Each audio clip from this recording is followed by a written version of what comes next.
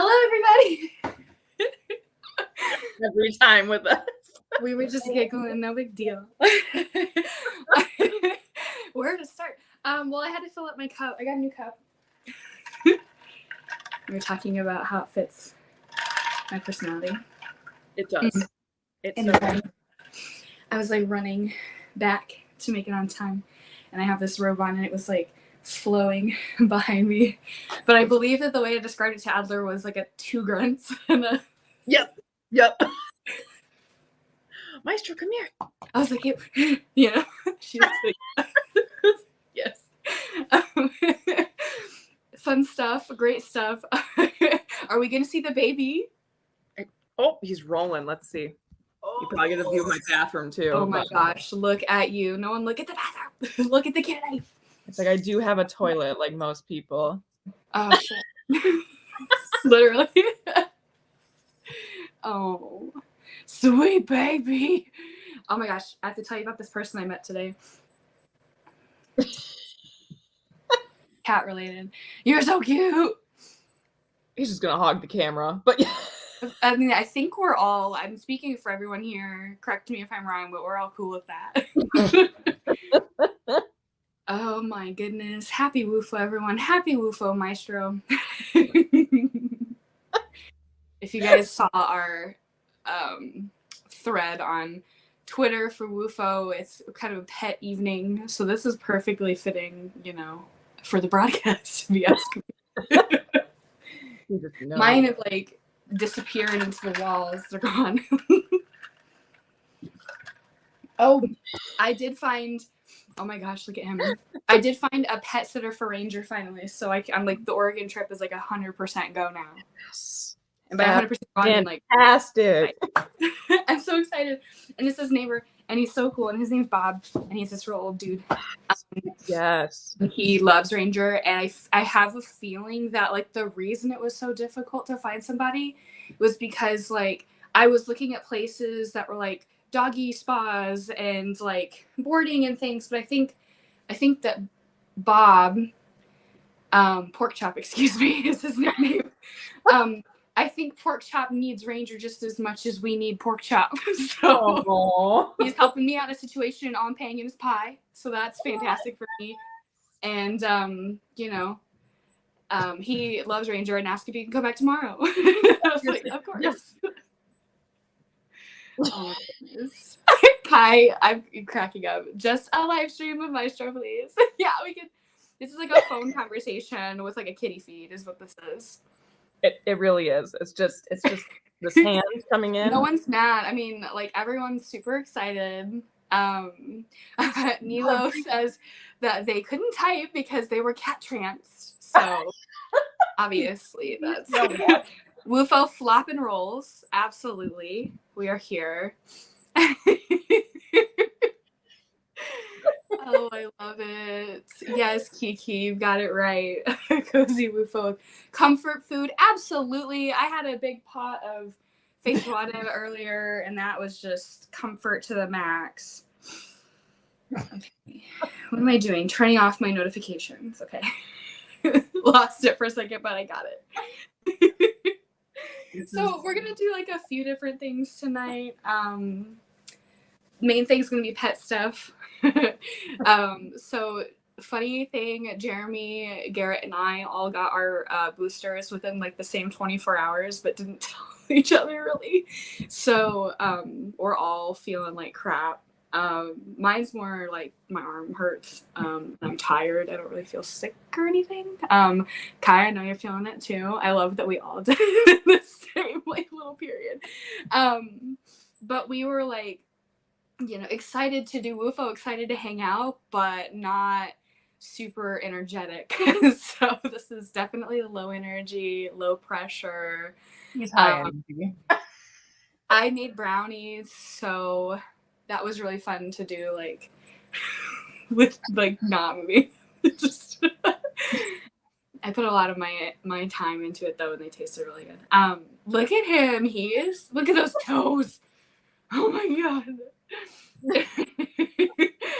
It really is like a remote slumber party. That was by design. I know that like the first 10 or so WUFOs, I was definitely in like dirty pajamas. So I'm always in my look dirty. at the baby. Oh, how old is he now? He is almost 7 months. Oh my gosh. So he's born at the very end of March. Mm-hmm. So he's you're Look gonna at that butt. I know. The fluffy butt. Oh my gosh. So when you were here, did you get to interact with Willow at all, or was he kind of a jerk? He just hid under like the bed and stuff. So like I found out like he'll roam. Like, he's in this front room that you slept in like right now, but unless he's in the food. No. I think that's Donnie. Oh my gosh. Shit. He doesn't typically do that though. He just has a bowl of food that he goes to. But he's been roaming around more. But he's scared of Donnie. I think that's just the thing. So like anytime Donnie's not around, he's out with like all the ladies. But like anytime he's around Donnie, I think that like Donnie doesn't like cats. So that's a thing. I think that he can sense that. Because like when it's just me and my like feminine family members, it's just like and anyways, yeah, that's I forgot. I was wondering if you guys got the chance to interact because Mammy has been trying for like weeks and just now was able to touch him. So I was like, shit, I don't think Adler had the chance. Long way of saying that. He's in the room. He's in the room with me and stuff, but I didn't like try to go up and yeah. So yeah, he'd come out in like that area where I slept at night and would like wander around and he would like say hi, but I wouldn't, like it was like, this is your space. I'm not gonna spook you. So respect. And then Ranger is the opposite. He was like, hi. Ranger's all over me, and it was like, oh my gosh, I wish more than anything in the world that you were there with me at the vet yesterday. Like, I just wish that we could have had a whole day around taking Ranger to the vet. He saw a horse. Like, there were so many things that happened.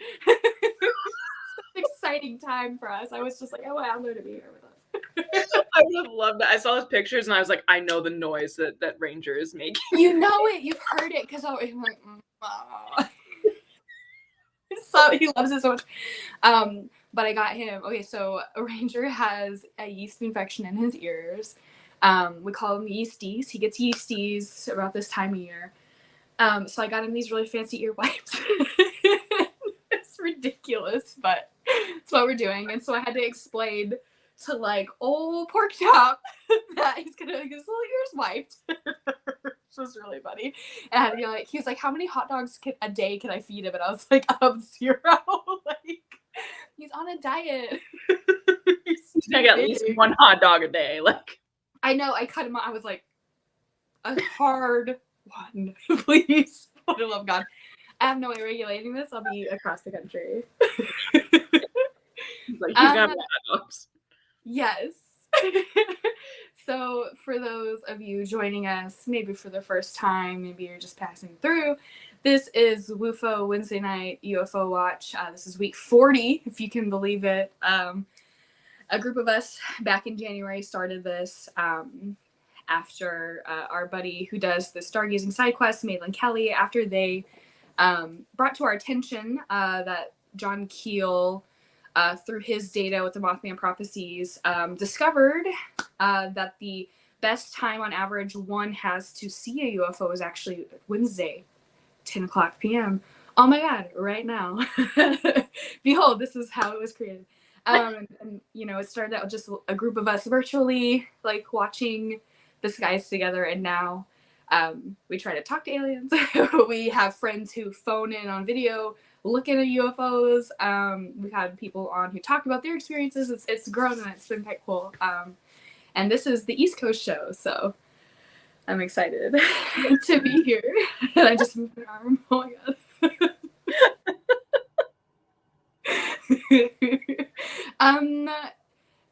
Do you want to tell people what you've been up to the last few days? Because I know that like all of your content has been like no sleep, lots of coffee.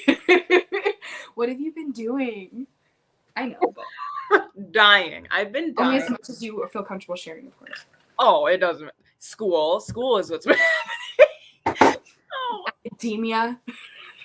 Academia. So I'm at the point in my, I know a lot of people like don't probably know what I do, but I'm in a PhD program for chemistry, and I am near the point, the make or break point, where I go up and do this candidacy exam, which is like, oh, do you know your shit or not?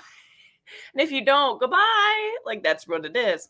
Yeah. And it's in front of, 4 PhDs who are out to, get me. And not really, but but you have to write a proposal, and they don't ever teach you how to write a proposal. And they're just like, write it. It has to be no more than 12 pages, and you have to, do all this shit. But it has to be projects that you're going to do with the last 2 years, because I only have 2 years after this to do all of it and to finish it and to, defend it at the very end, which another point where it's like, okay, goodbye, like if you're too stupid. So I had to write this thing, and my ass decided not to be a stressed grad student and to have a life. And so I went, instead of writing my proposal over the summer like every other grad student, I went on a chaotic road trip to touch Mothman's ass and hang out with Ranger. And so, so I started about a month ago, and luckily I can write. That's my one good skill.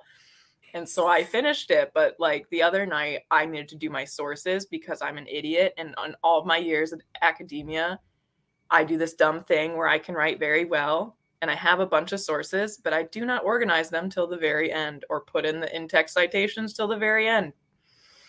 I know it's silly, but that's what I do. And I had 110 sources that I had to go and sift through and put them in, very specifically. I couldn't just be like, 1 through 10. It was like, no, there are certain papers that go with certain, and it's very heavy chemistry. Like this isn't just like it's very much like this one study did this one thing that, and like, but I've read most of them, but then I had to organize them. And like at the end, and my bibliography, which was saved on my desktop, wasn't on my laptop. And so I couldn't just like flip around the orders. Like it was already formatted for me, but I had to like put it in a Word doc and then like rearrange. I pulled an all-nighter. Like the other night I went to bed at 8 a.m. and I took a 2-hour nap. A Rhodes Scholar. I'm gonna use that. Okay, listen, I'm gonna use that. But I had to put that. It's perfect. Yes. We have a professional speaking for it. We're so bad. Like, and I knew what everything went. I've read most of those like 110 papers, which I didn't realize until I was doing it. It was like, oh, I've read all these. But yeah, it was fun. Like I'd get to read about like old rocks and like origin of life stuff and hydrothermal vents. And there's like people from like 100 years ago, and they have like this, they write about it in this like beautiful emotional way that like scientists can't do anymore because we're not allowed to show emotion or whatever. So it's like been really nice. But it was like, I'm going to pull this all-nighter before it's due. And like, I didn't tell my boss. And today one of our little undergrads was like, I was worried about you the other night, because she texted me good night and then I texted her good morning. And she was like, no. My boss is like, did you stay up all night writing that? And I was like, oh no, the maestro, he kept me. He then knew. It's fine. And so now I'm like deceased, trying to recover. Yeah. And then my boss today went, oh, so like you have 4 weeks to have to do the presentation part. So I just have to study because it's an exam and I need to make a presentation and practice it. And he goes, oh, you have time to write up the first draft of this paper I'm going to publish, like this whole study I've been working on for 3 years. He's like, you can get the first draft done and then focus on your slides. And it was like, sir, like, I don't know what you want from me. Like, you want me to write a first draft of a whole publication and then work on my slides? And I have less than 4 weeks. Like, how long does your presentation have to be? 30 to 40 minutes. What if you practice on WUFO? When you think like your dress rehearsal? What if you did that? I didn't know if that would like. I'm not worried about like creative rights or anything. I don't know if that would. I don't know. I think you don't. I don't know, but I could because I'll be really anxious. But I do it on a Tuesday, and so then maybe on the next day, then I'll be like relieved, and then I can give like the funny version, as in just like the not super sciencey. It could be the same vibe, right? But I can just be like this shit. We'll see. Like maybe I'll be feeling spicy and like good about it. Yeah. But, quality sass. Quality sass. Yeah. Yeah. Like, this is the big one. And it's like, you know, my boss isn't worried, but also it's like, you know, fam, I have like about half a brain cell. I mean, like, you can't accuse you of not being committed. Some next lever. Literally. I gotta get out of Kentucky. This is bad news. No, it's perfect. Please keep going. What did I even write the other night? I was like pulling that all-nighter, and I put a preferential preference. That was my sentence, and I didn't know that was like not good until like much later. And I was reading it, and it was like a preferential preference. I loved it. I spit out my drink. I'm pretty sure that. It's like, oh yeah, I've been there.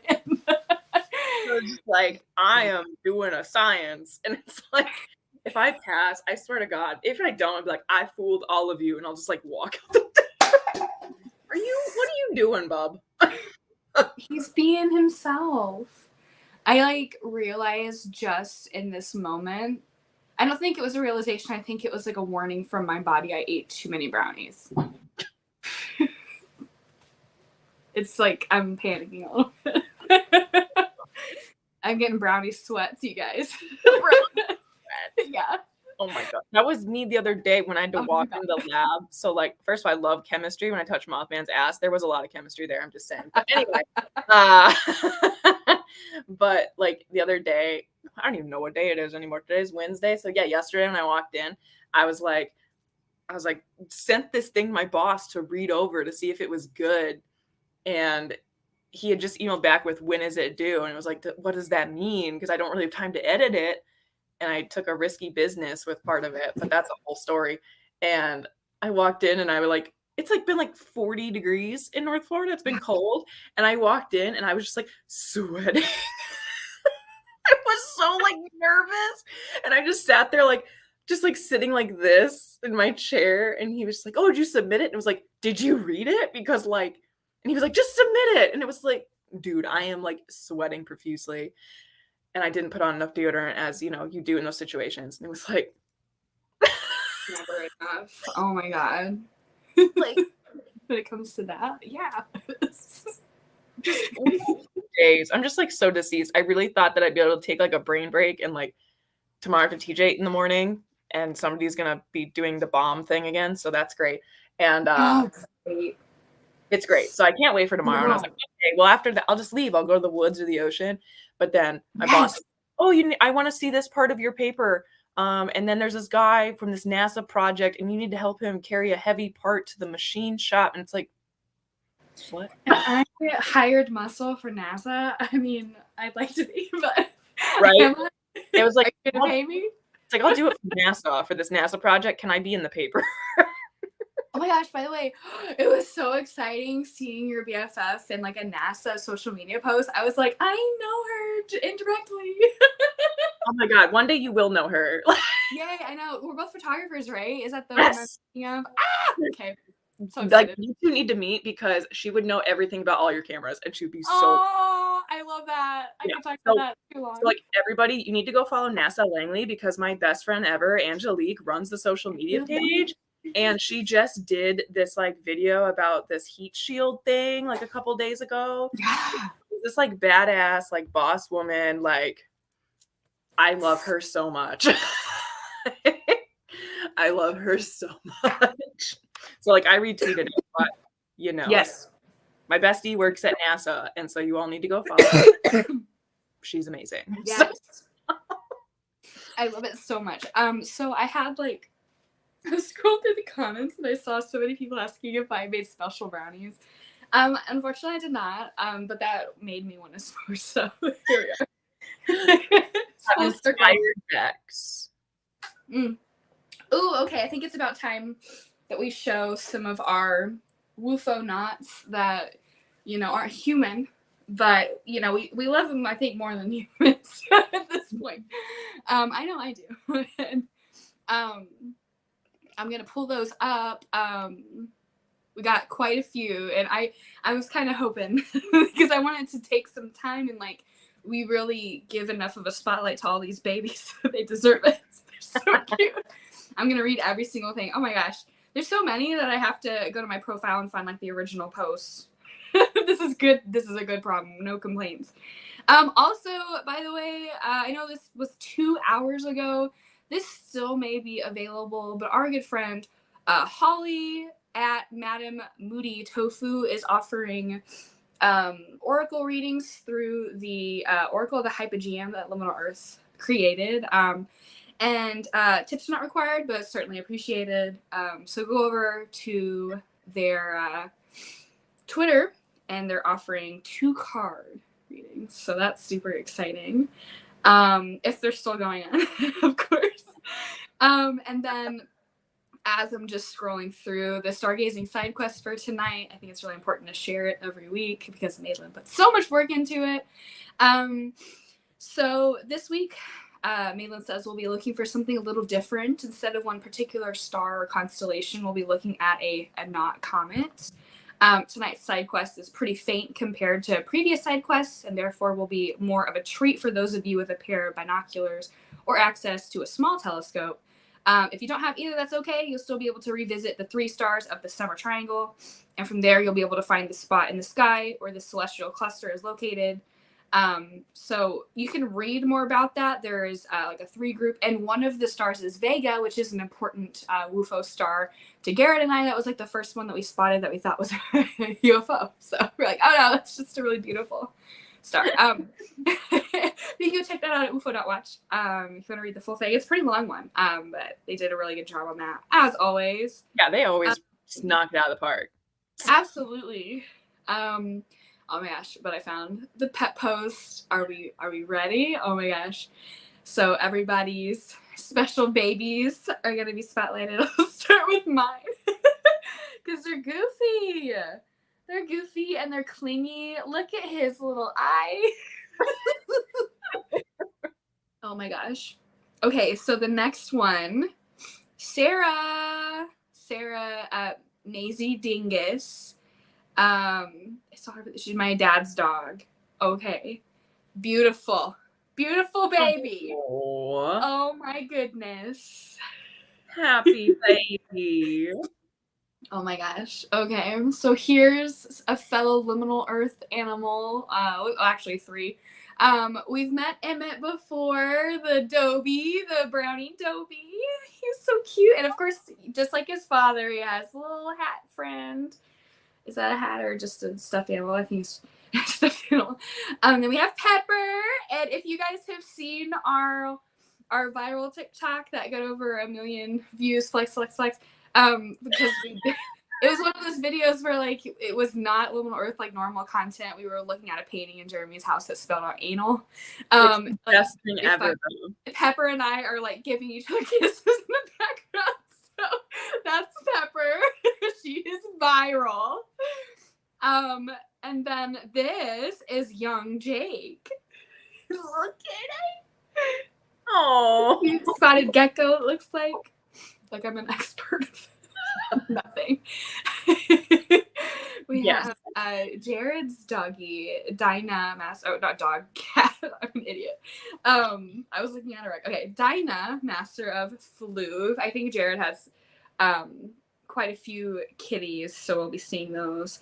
Maidland's Floofy Luna, a little shy Loop. Oh, the little pup. All right, Weird Critter DVM, Gray Kitty, and Patches O'Houlihan. So we have Gray Kitty. And then we have Houlihan. Sweet baby. Oh my gosh.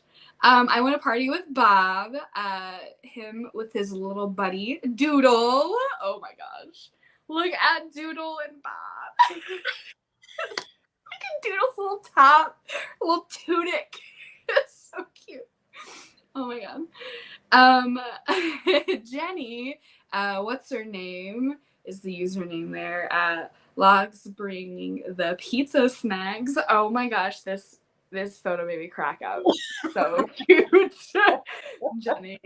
I love it. Yes. Rachel Decker. Harvey will be watching this guys tonight. Oh my god, he has little booties. So cute. Look.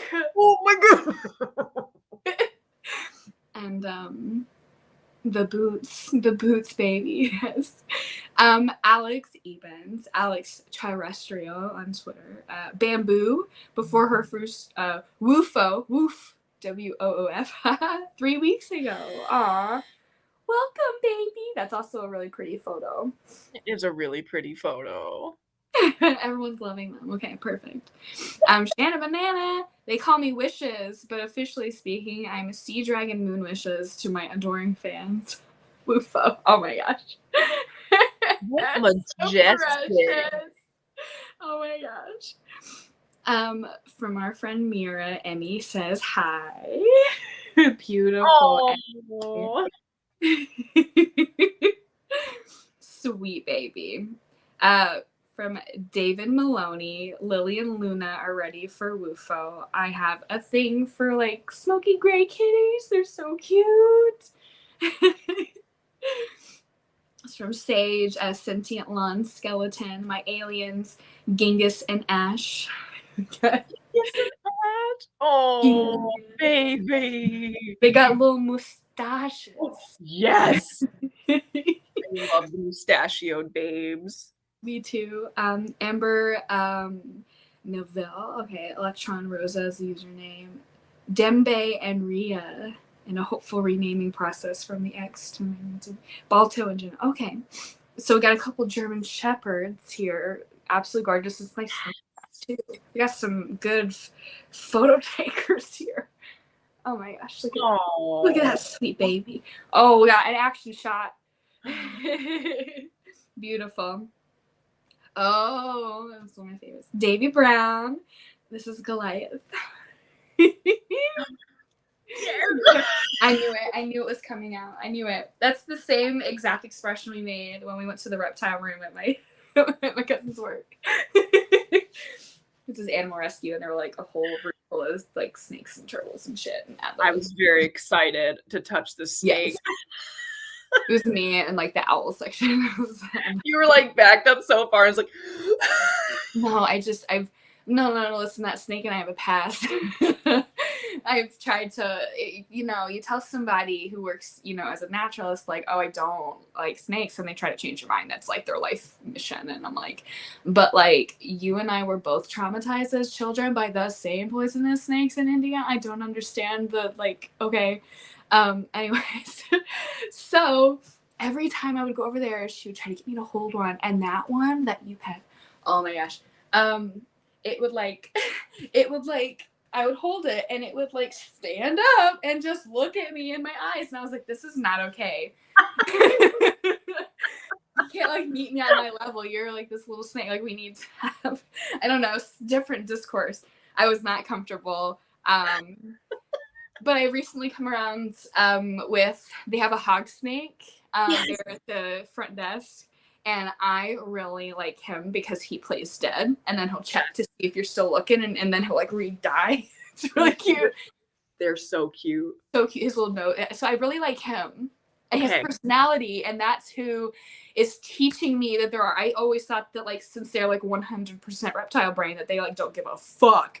They have personalities at least. That's a stepping stone for me. 100% do. Yeah. 100% do. My friend had 2 snakes at once because she was a middle school teacher. So, what better way to handle children than have pet snakes? And one was named Harlow. And then she got one that was named Peach. And she was a sweetheart. Like Harlow was too. But like Peach was like this little gentle, like literally pink snake. And like she was so chill. And like pink? Oh. Yeah, she was beautiful. She was absolutely beautiful, but super chill snake, super sweet. Oh my gosh. So the last thing I'll say about snakes before I hop back into like the kitty photos, comfort zone. Look at you, baby.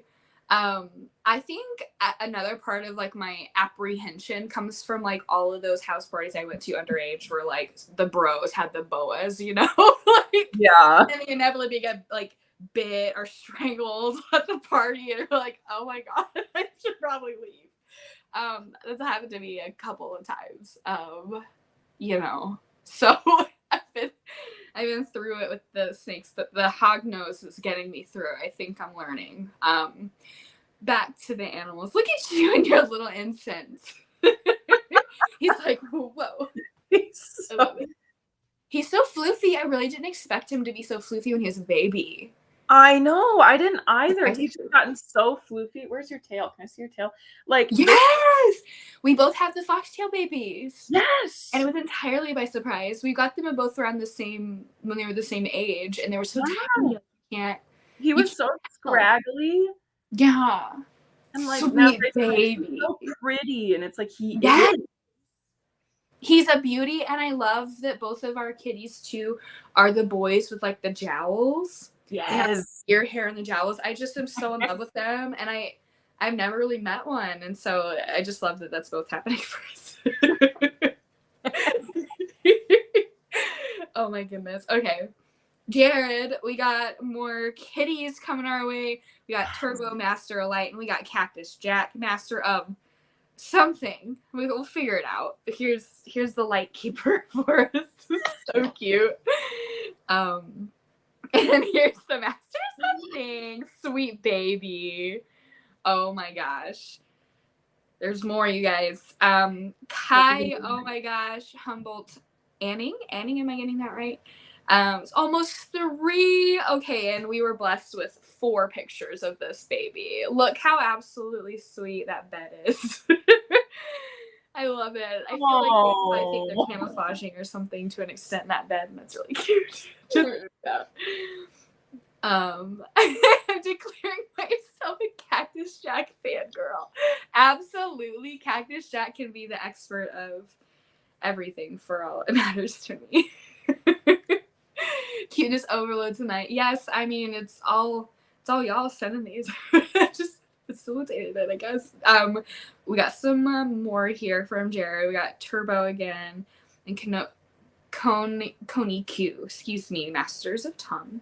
Also them when they were tiny. So we got Tongue Boy number 1. Tongue Boy number 2. And then babies. Oh my goodness. So cute. I love a good kitty set. Okay. Jared also has Grimlock, Master of the Upside Down, and Master of Sadness. So we got the Upside Down happening here. Very good. And sads. We got the sads. Oh my gosh, but wait until you see 6 Master of Snacks, also Jared's. That looks like the shop cat that Cliffy and I saw the other day at the antique mall. Oh my goodness. They had their own stickers. Okay, Queen of Swords are good old butter. Sweet Kitties, Rose and Oliver. Oh my gosh. Oh my sweet indeed. Look at this. I feel like we're really living on our true purpose right now. This is self-care. Speaking of which, we got some fishies. You love your fish. I'm a huge fish fan. You have fish? Please send me photos. Yes. They are incredible. By K Gray, K with a K. We got a baby. Oh, sweet baby. Super sweet. Aunt Jet. We got Charlie and Zoe, co-conspirators, master of doggy mischief, occasional eaters of cat poop, excellent snugglers, rulers of my heart. Well said. That's beautiful. Here's baby. Oh, baby. Look at their little scarves. They're so cute. I like to think they like all 3 are matching. Like that Aunt Jet here is wearing a sweater that matches the bandanas, and they're just a little family unit. You know, that makes me really happy. Yeah. Ghastly Mimi C, R.I., Leland P, Whirl, and Sally Mae. But she may not. They're excited for WUFO snackies. Oh, some long-haired babies. Oh my gosh. Yeah. Oh. Take it. I can't take it. Oh, we got a celebrity coming through here. Oh, we got an Argento from Katie. He knows too much. Too much. Knows too much. Organized on Twitter. John C. Kude. Sorry, y'all. Man, I feel like a teacher or something right now. Like just Kudds. This is Luna. Pic is from August when she was 6 months old. She is full German, short-haired pointer, and a Sour Patch puppy. She's so sweet, but so naughty. I adore her. And her naughty. Oh, so that's a really good picture. Yeah, beautiful. Those are some clouds. Uh-oh, we got a boy. We got a boy in his pot. Uh-oh, he got caught with pot. Did he get I think he was. Mom? I think that picture, my brother sent that to me. I think I was at your place. Really? That's really great. I love it. It was just like, this is my favorite picture. He's in a pot. I love his little, like the red eye moment. Anomalous waves. Lily put the producer. This is from John, who does the audio engineering for Euphomet. Super talented. Oh, we got Jackson from Mountain Jet. Another smoky baby. We got a lot, you guys. I hope you're ready for this. This is good stuff. It's good stuff. He's not our pet. This is from Emily. Mothman Believes in You. We'll be seeing them shortly. He's not our pet. We're just babysitting him for the month. His name is Appa. Oh my goodness. I do love black pugs. They're so cute. That bed looks really nice too. Bert is ready. Kiki's new baby. I'm obsessed with Bert. I'm obsessed with everybody's new kittens. Everyone's getting kittens, y'all. I'm obsessed with them. I'm just gonna be retweeting everybody's pictures of their kittens because, like, I'm obsessed. I love it. Sarah also has Mr. Meow, shop cat, at the dog groomer I worked at. Oh, he's so cute. Oh my gosh. He's in charge of Lennon's. Katie by the Sea. Wolfie pronounced Voofy. Voofy, okay. Voofy. Look at the baby. Looks like a Voofy. Oh, goodness. Yes. Sweet baby. Yes. A substantial babe. Simply Sin with a SYN. Dr. Mittens at your service. And I'm just like, Dr. Mittens, can see you now. Can cure me, I'm sure. Yeah. Oh, CJ has some. CJ's loves the headless horseman. Puddin' and Randy both napping in their favorite spots.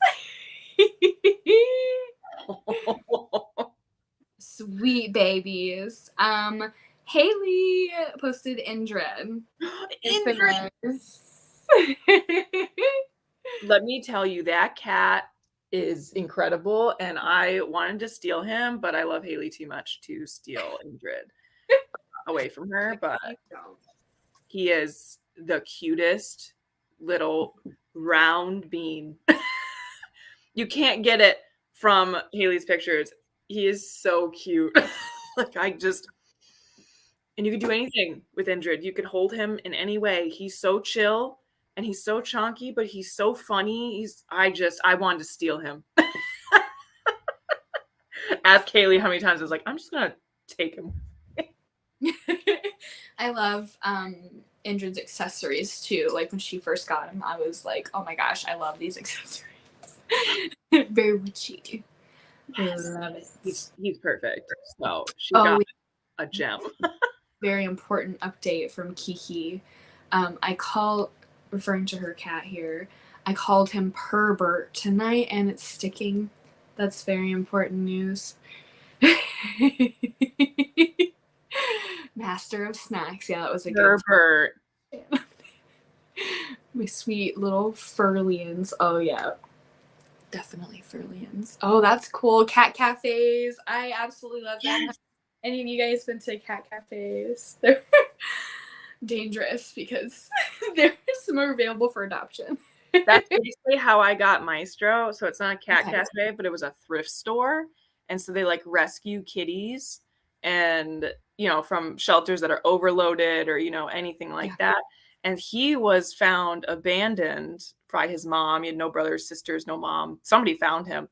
And so, like, he was in kitten season and all the shelters were full and we're having to put down kitties, but they just adopt out cats. They just keep them in the shop so they can, like, they have a shop cat and, like, they have dogs. So they're all adjusted to dogs and cats and they see people all day and they just adopt out cats. So he's my best thrift find. Did you use the sigil? The world wants to know. Did you use the I tiny didn't thrift? use the sigil, but, like, you know, it was in my, because I've never actually seen the sigil, but I was thinking of the sigil. Yes. Okay. That's some would say that's enough. Found a lot of other things, you know, if you're a part of the museum and part of that, like, Tom Clark gnome, uh, Absolutely. that's when I found a Tom Clark gnome, too, so. Did you listen to the new What's Up Weirdo pod? No, I haven't yet. I haven't. I've been so out of it. Jess and Tenny through a series of events with meeting Dean from the X-Files, stole from a church like yard sale antique thing. Obviously, like donated money later. Yeah. It's funny because the one thing that Tenny stole was a gnome. They donated more, like, and everything, so it's cool, you guys. But like, they're in like a third person line, and Dean from like the X-Files is waiting to have one. Like, yeah, he would steal too. Like, it's from a church, so you know, taxes. They're good people. It's fine. Like, I love that Jess like was sweating so hard. Was like, nah, I'm gonna donate. Like, amazing. Same. Me, like that one time I stole a pearl eraser from Walmart. Like, shit. oh my God, no. So, like, I stolen random things, but the one thing I stole, I feel bad about, and I'm gonna fix it.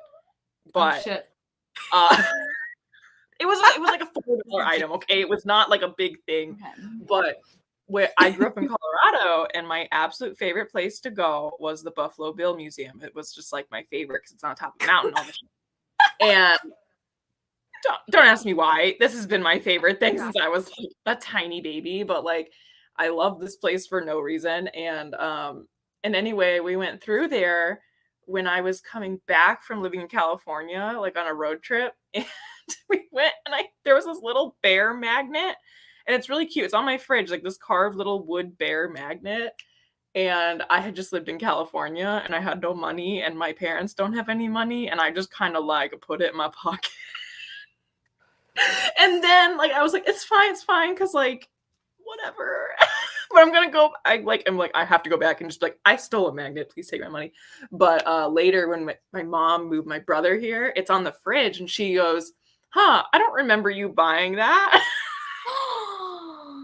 She didn't know. She was like, "Where'd you get that?" And I was like, "The Buffalo Bill Museum." And she's like, "Huh? I don't remember you buying that." And it was like, That's because yeah, funny. I didn't tell her. Obviously, she'd be mortified. right. But like, Yeah, like my mom with the pearl eraser, she made me go back to that Walmart and tell them what I did, and I was like, "This is like 98. What is this? 15 cents?" Like, listen to me. My mom, Walmart's she'd be suffering. mortified. You want to know what my mom did? My mom loves Steak and Shake, and we didn't have them in Colorado. She would take the dishes. She would finish her plate and take whole plates and mugs until she had a full set of dishes from Steak and Shake. Okay? My mom stole an entire set of fucking Steak and Shake dishes. So the fact that like I think I've stolen a walnut from the store, and I've stolen this magnet, and I think I took a plastic raccoon from the play section in a carpet store. Priceless items. And maybe I've stolen like some jalapenos. You know what I mean? Like little tiny produce items. Like that's what I do. plants from Walmart. Like, Yeah, I know. They're clearly suffering, so any, theft we commit is obviously detrimental. So don't do it, I guess. Whatever. also, I will create this moment. I have a NASA jacket, so. Perfect. So I guess this is like a fun question because we're having a very impromptu, like virtual Halloween party with Liminal Earth, and we are encouraging people to dress up as like their favorite cryptid. Bonus points if it's from the Liminal Earth map. We have a lot to choose from, with Static Cat being the latest. But I was curious of what you were going to be for Halloween. And then, like, the closest show to Halloween. No, Halloween's on a Tuesday, right? It's on Monday. Monday. Okay, so I'm leaving Tuesday for Oregon. My birthday's Monday. Tuesday I'm leaving. I won't be at WUFO next week because I'll be in Oregon. How many times do I say it? And then I'll be coming back on the 31st. So I don't think I'm going to be able to do anything Halloween-y other than, like, some witchy shit at the beach, which counts. But I got Cliffy this hat that says, "This is my costume," from the antique mall. And I love it so much and wish, there was a second one. But I'm curious of, like, what everyone's doing, if you have any plans, and if I can, like, live through you, I guess. 3-part question. Oh,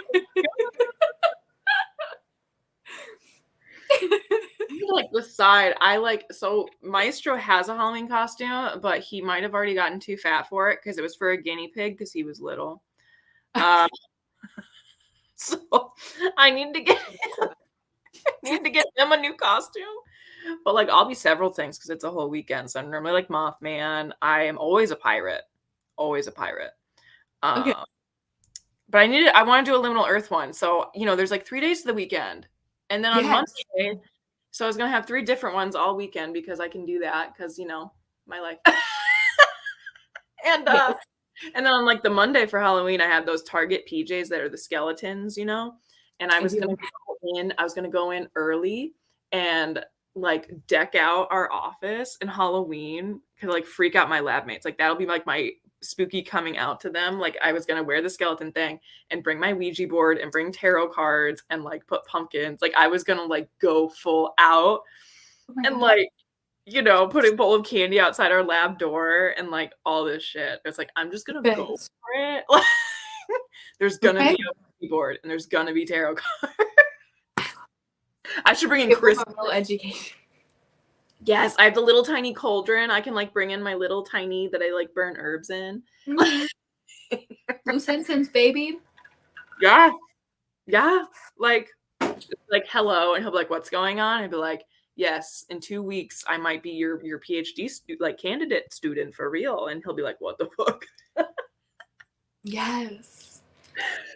It'll be so good. I have an idea.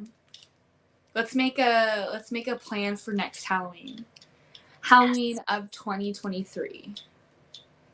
I think that we should go somewhere very haunted and do an investigation. Yes.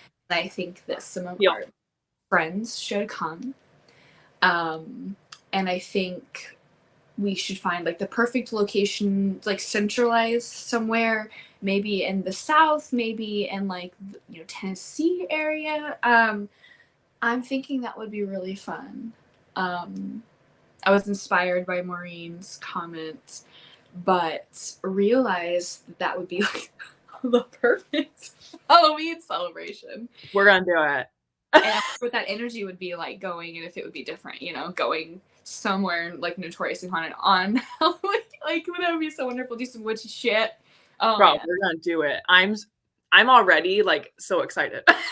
Perfect. Okay, so it's set in stone. I understand. It's set in stone because like if you joke about it even slightly, I'm like, no, we're doing it. We're going.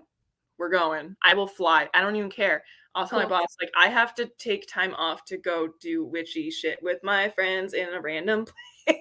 Yeah, and I have the RAV, so like adventure vehicle. It's got some stuff that camp out exactly. CJ took the words out of my mouth. I got an SUV tent. I got an air mattress. Like, I can get more. I need like the air. I need to make it more comfy. I just sleep. No, every single time I go, and like Cliffy can attest to this, like, I think it's a fantastic fucking idea every single time to sleep on the ground. It is like nothing but a sleeping bag. And it's like, okay, I'm right in some ways, like the pureness of the sky and the night wind and the fire burning, you know, it's amazing. But then at about 2 or 3 a.m., you wake up and you're like, I can't move my entire back. Like, I can't move my legs. And it's the worst. So yeah, I've tried. I got like the little pad that like blows up on its own when you roll it out, and it's like this bullshit. It's this, you know. The yoga mat, like what? Yeah, it's like basically a yoga mat that like is just more annoying. And then like I put layers of blankets, and then I have 2 sleeping bags, so I'll put another sleeping bag, and then like. But then I'm in Florida, so everything gets covered in sand. So now you have like 6 layers that have sand in them, and it's like. I just need like a mattress or like a raised like cot. See, okay, I want a hammock camp. The problem is I live in Florida. Ooh, that's like a one-way trip to Python Town. Python, fire ants, all of the bugs. Like there's just, you think a mosquito net keeps out mosquitoes. It's not true. The no-see-ums. You guys have those down in Florida. We have them in Alaska really bad. Yes, we do. We do. And they're awful. And the only way to keep them out of your tent is to put the rain fly on. But the problem is in Florida, it is, the temperature is swamp ass. And so if you put the rain fly on, you don't get eaten up. But then you have to basically sleep nude and just be wet. And that's it. Into a tarp material. Great. It's like 100 degrees at night and humid. So you either have to be in your sleeping bag, like hiding all of your skin, or you have to have the rain fly on. And so you get to decide what is more miserable.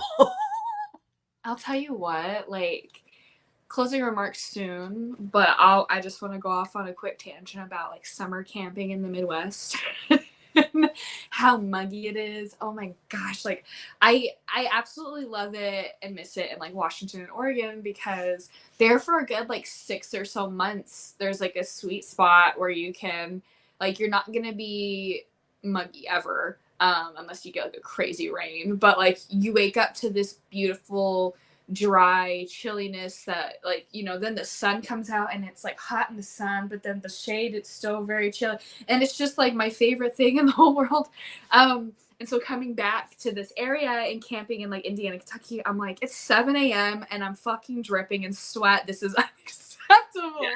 Yes. It's like that. And like the thing is, my NASA bestie, we went last year. We went camping every single weekend, like in the middle of summer, and we would just go sleep in places like with no shade at all, like no water, you know, like the bare bones camping where like they give you like nothing. We'd like shit in the bush, and then we have to bring in our own water, and then we get lost because that's what we do. That's our thing, is getting lost. But it would be like I said, like 100 degrees at night. And the thing is, there's so many bugs and like ticks and shit. We had to wear pants and like long sleeves. And so I would just wear like my Timberlands, and I'd wear my long pants, and I'd wear long sleeves and like a hat, and we would go hiking all day. Yeah. And it was just like, you just learn to be wet. Like we loved it, but like you would get disgusting. Like we cooked with a fire. Like, you know, and it was like, this is awesome. Like, so everybody's like, leave Florida. Like, I actually love Florida. I'll shit on Florida forever, but I also love it enough to have like moved back here. So, like, everyone knows how much of like a gator lover you are. So like everyone knows deep down that your feelings for Florida are true. I have yet to find a full-sized alligator. Like, I found babies. Really? When I find an alligator, I'm going to cry of happy tears. I go to those signs that say there are alligators, and I don't go like, I'm not stupid, but I like look at the lookout points that they have up above the water far away. I love them so much. Like, Steve Irwin is my idol, and I have loved alligators and crocodiles my whole life, and I want nothing more than be their best friend. So yeah, I will post about alligators forever. So if you get annoyed by alligators, then like don't follow me. Coming from someone whose screen name is Adler Gator. Yeah. It will That's go back to Adler Gator when Halloween's over. Like, when I discovered that that was, like, a good pun, I was so excited. It was like, "This is done."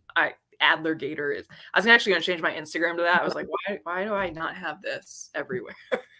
bless. I'm telling you. I, I just saw the word pooping and got really excited. Maybe excited's not the I the saw the greatest. word pooping. Sorry, I need to tweet this quote. No, you don't, please. I got A wrong idea to get started. I started thinking about camping, and I'm like, okay, listen. When I'm complaining about the Midwest and it's like soggy heat, I've also camped in like Death Valley, and it was a pleasant experience. So I'm not like insensitive to heat. I need to not be fucking drenched at 7 in the morning. Is that too much to ask? I think not. I remember there was a moment in Death Valley where like my buddy and I, like, I had this photo shoot. I was doing like the weed photography at the time, and so I had like all of this stuff, and I was photographing on the marble, and it was really cool and fun. And we're on this hiking trail for a couple hours in like these like marble canyons, and it was great. But about 1 o'clock, it got like obviously very excruciating, sunburnt, all the hell kind of deal. And it was so like dry hot that my car wasn't starting. And this was like, 2014, and I had like a 5-year-old vehicle. I was like, okay, this has never happened. I'm so scared. Eventually it did, but that's the kind of heat that I camped in, and was like pretty cool with it. But here it was just like, it's like suffocating. That's all I gotta say. it's a different kind of thing. It is. He is being so Oh crap. Okay. So cutting short on time, I do need to do a couple minute intermission just to get resituated. We're going to be hopping into a live contact session with Jeremy and Emily. And I think obviously whatever they're cool with doing as well, we can do. But I personally really want to go under and do like an old fashioned Estes method session like we used to do at the beginnings of WUFO, using the carrier waves by Tenny, of course. But I'm feeling that energy pretty strongly. So I'm going to be at about 5 minutes or so. Yeah, in Adler we can do whatever. We'll take 5 minutes or so, and we'll be back. Let me see if I can figure out this video again. I'm so great. And now, before the next show starts, let's enjoy an intermission.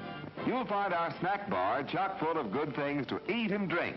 Tasty, tempting hot dogs, thirst-quenching soft drinks, fresh, crunchy popcorn, a complete assortment of delicious candy, and a full line of cigarettes. You've plenty of time, so visit the snack bar now. A tasty treat will double your enjoyment of the show.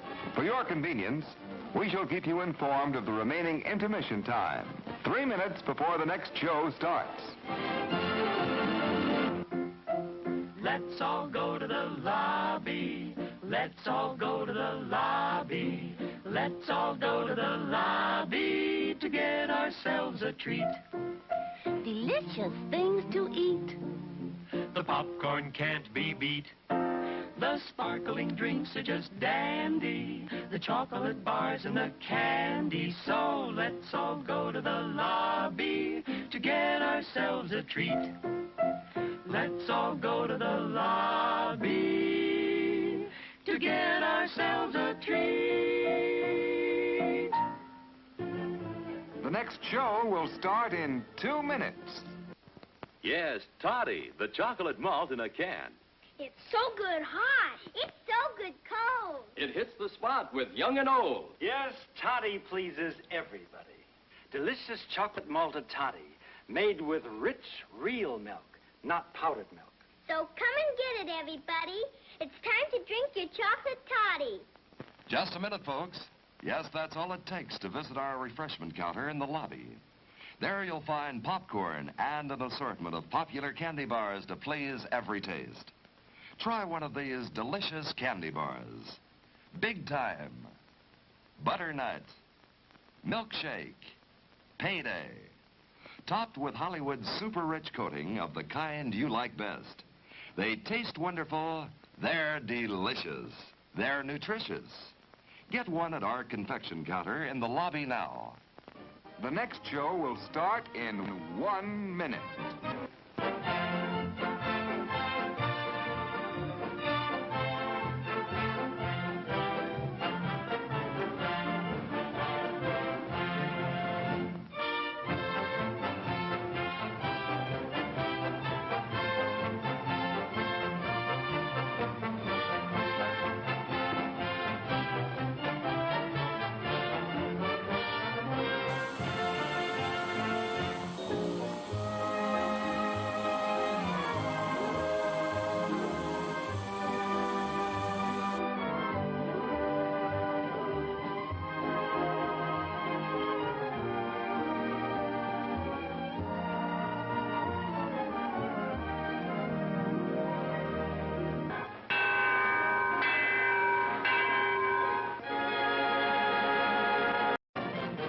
And now, before the next show starts, let's enjoy an intermission. You'll find our snack bar chock full of good things to eat and drink. Tasty, tempting hot dogs, thirst-quenching soft drinks, fresh, crunchy popcorn, a complete assortment of delicious candy, and a full line of cigarettes. You've plenty of time, so visit the snack bar now. A tasty treat will double your enjoyment of the show. For your convenience, we shall keep you informed of the remaining intermission time, 3 minutes before the next show starts. Let's all go to the lobby. Let's all go to the lobby. Let's all go to the lobby to get ourselves a treat. Delicious things to eat. The popcorn can't be beat. The sparkling drinks are just dandy. The chocolate bars and the candy. So let's all go to the lobby to get ourselves a treat. Let's all go to the lobby to get ourselves a treat. The next show will start in 2 minutes. Yes, Toddy, the chocolate malt in a can. It's so good hot. It's so good cold. It hits the spot with young and old. Yes, toddy pleases everybody. Delicious chocolate malted toddy, made with rich, real milk, not powdered milk. So come and get it, everybody. It's time to drink your chocolate toddy. Just a minute, folks. Yes, that's all it takes to visit our refreshment counter in the lobby. There you'll find popcorn and an assortment of popular candy bars to please every taste.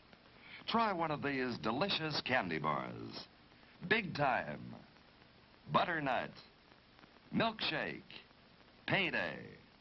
Topped with Hollywood's super rich coating of the kind you like best. They taste wonderful, they're delicious, they're nutritious. Get one at our confection counter in the lobby now. The next show will start in 1 minute.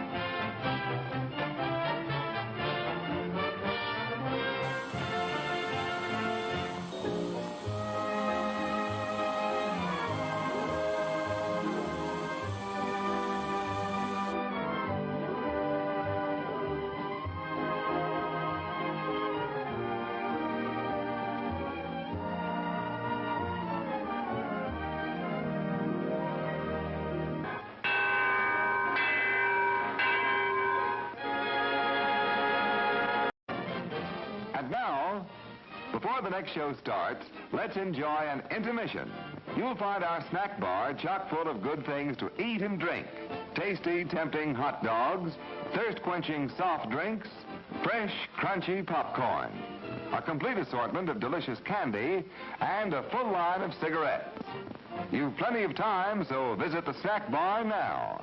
A tasty treat will double your enjoyment of the show. For your convenience, we shall keep you informed of the remaining intermission time, 3 minutes before the next show starts. Let's all go to the lobby. Let's all go to the lobby. Let's all go to the lobby to get... Hello.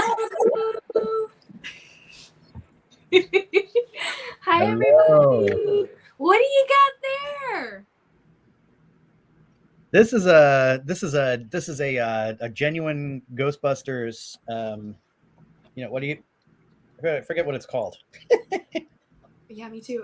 Oops. No, right? I guess we're not mega fans. Yeah, no, it's an ectospectrum goggles. Cool. Heck yeah. So Hi, Emily. there they Hi. are. We're adding them to our liminal Earth, our repertoire, our toolbox. They're so fun, and there's room in them for a hagstone. So Perfect. there they are. But otherwise, they don't do anything. It's just like, it's a light and but I keep warming up. And I even got my new Ghostbusters jacket. I love it. You came Incredible. dressed. I did. I love it. Hello, everybody. We're back. How are you feeling, Jeremy?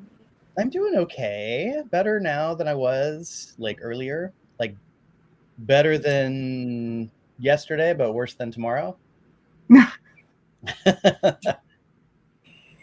At least that's what I hope. So Did you guys plan to all get the shot on the exact same day? Because Kai did too. So it was all of you. I got all these messages all at once. I was everybody. Was there a party that was planned that I did not know about? I went 3 weeks ago and got mine. So I went 2 weeks ago. Yeah. Oh yeah, lucky. Yeah. I think our alarms were going off. we just decided we would all get together and just pass the syringe around. I mean, we just those parties, chicken pox. It's like the chicken pox thing, but opposite. Right. Yes, it's the good kind of. We all get immunity, but in the scientific way. Surely. Exactly. I love that we synced up like that, you guys. We must truly be best friends forever. I think so. No, my arm is definitely sore. That's so interesting. One of the symptoms is always the sore arm. But I got my flu shot at the same time. Ooh, controversial. Yeah. I know. But I thought, I'm here. Let's just do it. Yeah. I tried to do that, and they were so busy, they forgot. And then I went to the doctor. I told Bex this. I went to the doctor this morning for just a regular thing. Oh yeah, do you want a flu shot? And I was like, yeah. And then they just left and didn't come back for 20 minutes. And it was I'm gonna leave. And then I went to leave, and they're like, are you gonna get your flu shot? And it was I have to go. It was I'll go get it at Walgreens. And they're are you sure? And it was yes. Yeah. So I've tried twice now, and oh no. It's well, fine. someday it'll come true for you. Someday. I see it in the card. It will. Yes, in my dreams, I just want a vaccine. So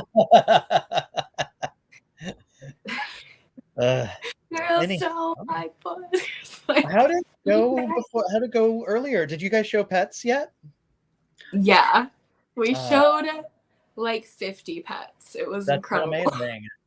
I can't wait to catch up. I came in for the tail end about the alligator talk. And I gotta say, if you've never gone kayaking in the Glades, in the Everglades, that is the best place to see them. Yeah, I've gone there, and that's where I saw baby alligators. We went on airboat tours and stuff. Nice. But we didn't want to do the ones where they feed the gator. We didn't want to do that kind of thing because that's icky. But it's I just want to see them. Yeah. Or in St. Augustine, there's the alligator farm. Yes, there is the alligator farm. So you could go there, and it's it's actually not a bad. I mean, it's a zoo now. It literally just used to be a pit full of alligators, and a dude with one eye would toss dead chickens in, and that would be like the whole like, come see the alligator farm. It'd be That's like Florida. I have never heard something more Florida than a one-eyed man of alligators. That's what it used to be, but now it's like actually like a zoo, and they're accredited, and they treat the animals well. And okay, see, this is good. Yeah, so it's good. It's all good. They even get like, so there's a company that well, it's I should say, when we went there to see them feeding the alligators, because that's one of the fun things to do is, you know, they feed the alligators.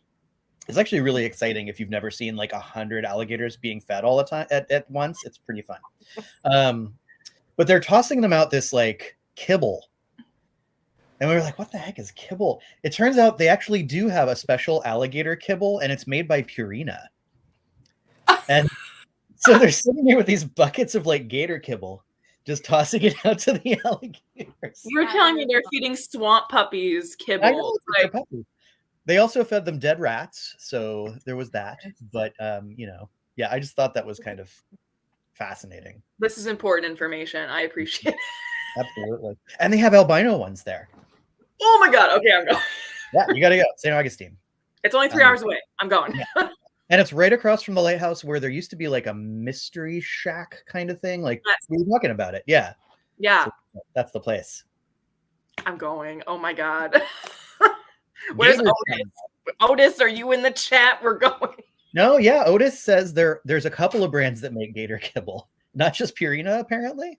I didn't know there was it off the shelf, or is it like just for like zoos? Like, do they just exclusively sell it to, or can I just like buy alligator kibble so when I inevitably go visit Adler, we can just toss it? Yes. out?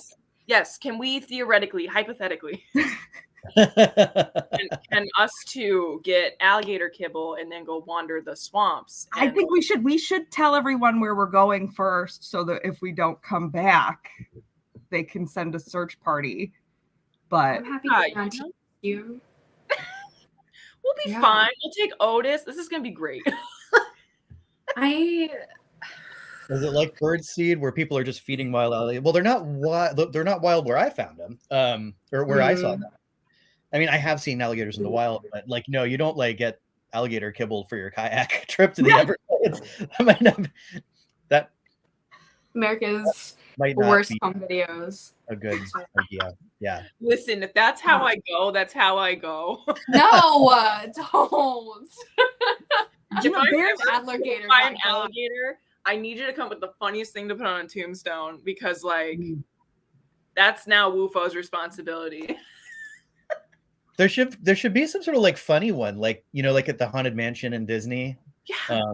We got to think of this. We need like a short, pithy rhyme with Adler and gators. She won't be seeing you now or later. She's inside that great big gator. Oh, there you go. Oh my god. There you go. First, how did you come up with that? Are you freestyle rapper? It's, you know what? It's the vaccine. I'm more activated right now. 5G. Wow, right there. It's got that 5G. It like Yes, connects 5G. into The signal is strong. See, perfect. So if I get killed by an alligator, that's what's gonna go on a tombstone. My mother will be weeping and be like, "No, this is what she wanted." Is he buried? That's weird. Is it gonna be just a memorial stone? Yeah. It was like, I'm in an alligator. I told my brother, I literally told my brother, I was like, if I die before you, can you just like throw my body in like a national park? And he instantly, without pause, he just went, if you die, you're probably already dead in a national park. I was like, okay, you're not wrong. Like, I don't give a shit. Just like throw it somewhere. If I'm inside an alligator, then you'd have to like do like try to contact my ghost, and I try to be like a little clock ticking inside the alligator. Well, oh my gosh, this is we'll do that. Oh my god, great. We'll drop a contract. Yeah. Yes. Okay. Well, I'm sorry, we're contractually obligated. This is basically my will. It's like online. People have now seen it. It's forever. It's forever. Yes, I was gonna ask. It's legally binding. Should we contact the future ghost of Adler in the alligator? We want to experience I don't know. the future of this vicious alligator. I'm putting this energy into my session. It's gonna get real wild. I'm sure my thoughts are something else right now. That would be really, really interesting. Like, okay, we are trying to do the Estes method and we want a time traveler to come through. But then, like, a year from now, let's have ourselves be the ones who broadcast those words. Ooh. Okay. Do you know what I mean? You see what I'm getting at? Yeah. So we'll talk today. We would talk to ourselves from the future. Oh. I kind of feel like we've already done that a little bit. Yeah, you're like, probably right. Like We've all got of us some accidentally real- do this. Yeah.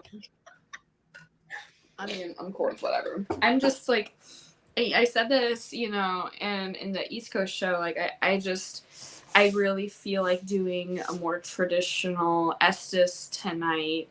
It's kind of like our WUFO roots, and I don't know, sometimes you just fucking feel like it, so I'm riding it. But yeah, let's do it. It would be fun. Whoever else wants to do anything else, I am down for that as well. Of course. Yeah. Gotta hit that box. I don't have it. I don't have anything up my sleeve for the third session, but I think after that, I'm just gonna like. I think it would be fun because.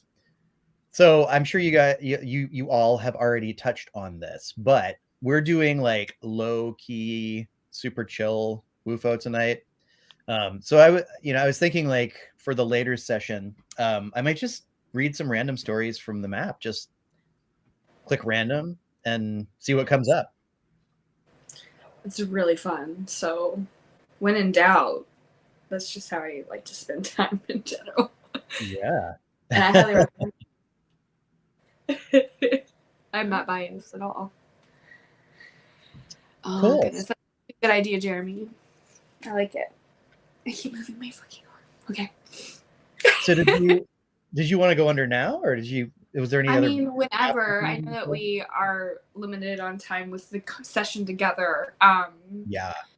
And I'm happy. I'm prepared for whenever, but I didn't know if anyone else had any plans, or if like we could come up with a target, or you know, I think it's so funny. You know, back in early WUFO, we never had a target. We never had anything other than just like aliens, please.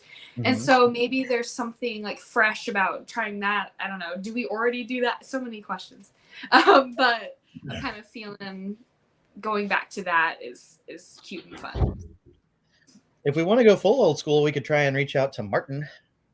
Oh my god. Do you miss Martin? Are you missing? Yeah. Yeah. Martin's like the snackiest. Yeah. Martin's like the original UFO pretzel snack entity. I think one of the only, like, I feel it in my bones that, you know, the term alien is not great, but just like of otherworldly, absolutely, I don't know what, but it was one of the stronger, like, oh my gosh, I think we might have expected something above, I don't know, but he was really snacky.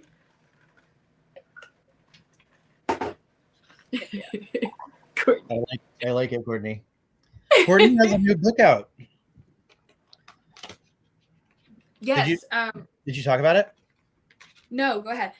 Oh, well, I mean, that's pretty much it. Courtney, our friend, Courtney Block, Liminal Librarian, has a new book out. On parapsychology, the Encyclopedia of Parapsychology. Encyclopedia. I just spaced it because of brain fog, but I couldn't remember if it was dictionary or encyclopedia, and now I realize dictionary would not make sense. Let me pull up. I know that WuPod made a post about the book. Let me see if I can pull up the discount for folks. Okay, so here's the book. It's hardy. It's beautifully designed. So you can go to roman.com, ROWMAN.com, and use code RLFANDF30 for 30% off. And that will also work on her first book, Researching the Paranormal. Highly recommend. Excellent. And then she is, of course, always pushing that you request the book to come to your local library. Most of the libraries have like a link at the page, and you can request a purchase. Mm-hmm. So yeah, go check that out. I need to type that out as a comment is what I'll actually do. Okay. Cool. Are you going to do that right now? I am. Yeah. I'm going to pull a card just out of curiosity. Yay! Well, I've talked on a number of these WUFOs. I've been talking about this new deck that I got that's based on the Greco-Egyptian magical papyrus. And Yes. how like it's like really, really kind of complicated. But I've been learning it. So now I want to try practicing it more. So today I'm going to pull, let's see.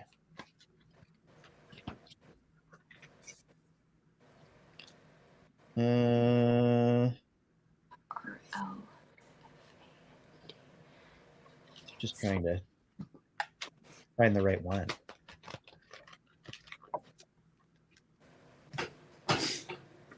Oh gosh. See, I don't want to read a bad one on the air. I mean, like, throw it away then. Yeah, that's how we roll at WUFO. Acceptable. You don't like what the card says, draw another card. Throw it away. Throw it away. Burn This is a good one. I got Isis. Ooh. Okay. So she was the wife / sister of Osiris, of course, and the Egyptian god. And when he was like torn into pieces by his evil / maybe not evil brother Set, she had to like go all over the whole world and like find the pieces and of him and like put him back together. And that's kind of like one of the origins of like mummification, because she wrapped him up in the, mythologically, she like wrapped him up in all the bandages to like keep him together, and then put him in the mummy case, and when he came out he was whole. So it's kind of a cool. Interesting. Yeah. Oh, I think there's something there with that card of like putting the pieces together. Okay. Ooh, are we gonna get a new piece of this WUFO lore tonight? That's what I like. Yes. Yeah, I pulled the crone and then the moon. Ooh. Tell us more. Those are beautiful. Yeah, they're kind of my favorite. I very rarely use this deck, but it's the Margaret Peterson. It's a very good deck. Is it an oracle deck or a tarot? It's like tarot. It's tarot, but like all of the like descriptions are like poetic that she wrote. So they're very nice. Cool. So 10 out of 10 recommend this deck. Also wasn't very expensive. Ooh, that's the best. That's the best. Do y'all see Kiki's comment? Yeah. Oh, The cat energy. So jealous of anybody who gets to Egypt or one of those places. Travel pictures were really good. Yeah. Beautiful. Also, what is with this cat energy? Always. I was gonna say, I've always got my crow cards. That was my crow card today. Okay. Ooh. I'm gonna put two up here. Oh, go get one. Go get one.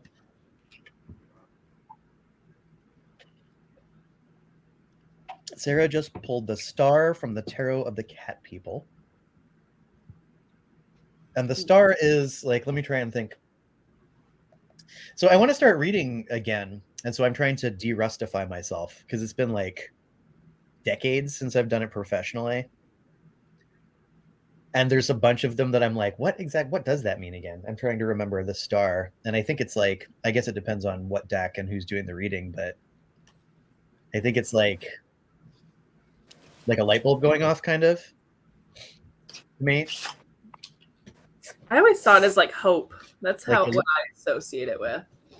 I felt like illumination, like something, but like a illumination that's like a guide, kind of.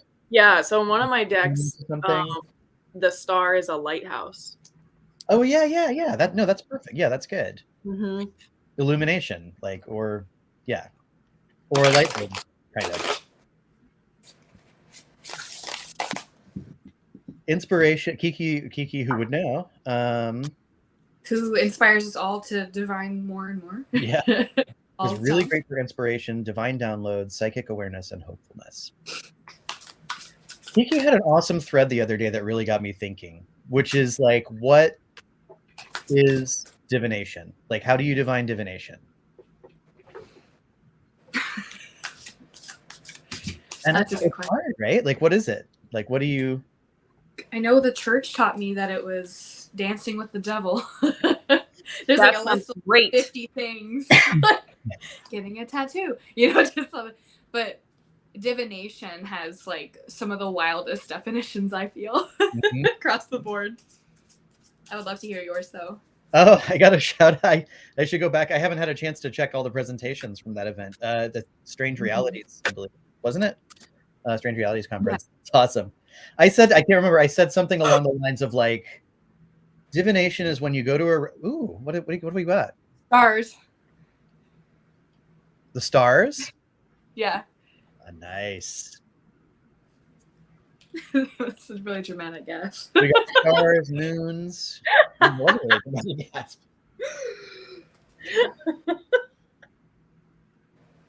This is all out of whack. Yeah. So Kiki said, mine was if you order a tuna sandwich but you get a Reuben, divination is knowing what that means.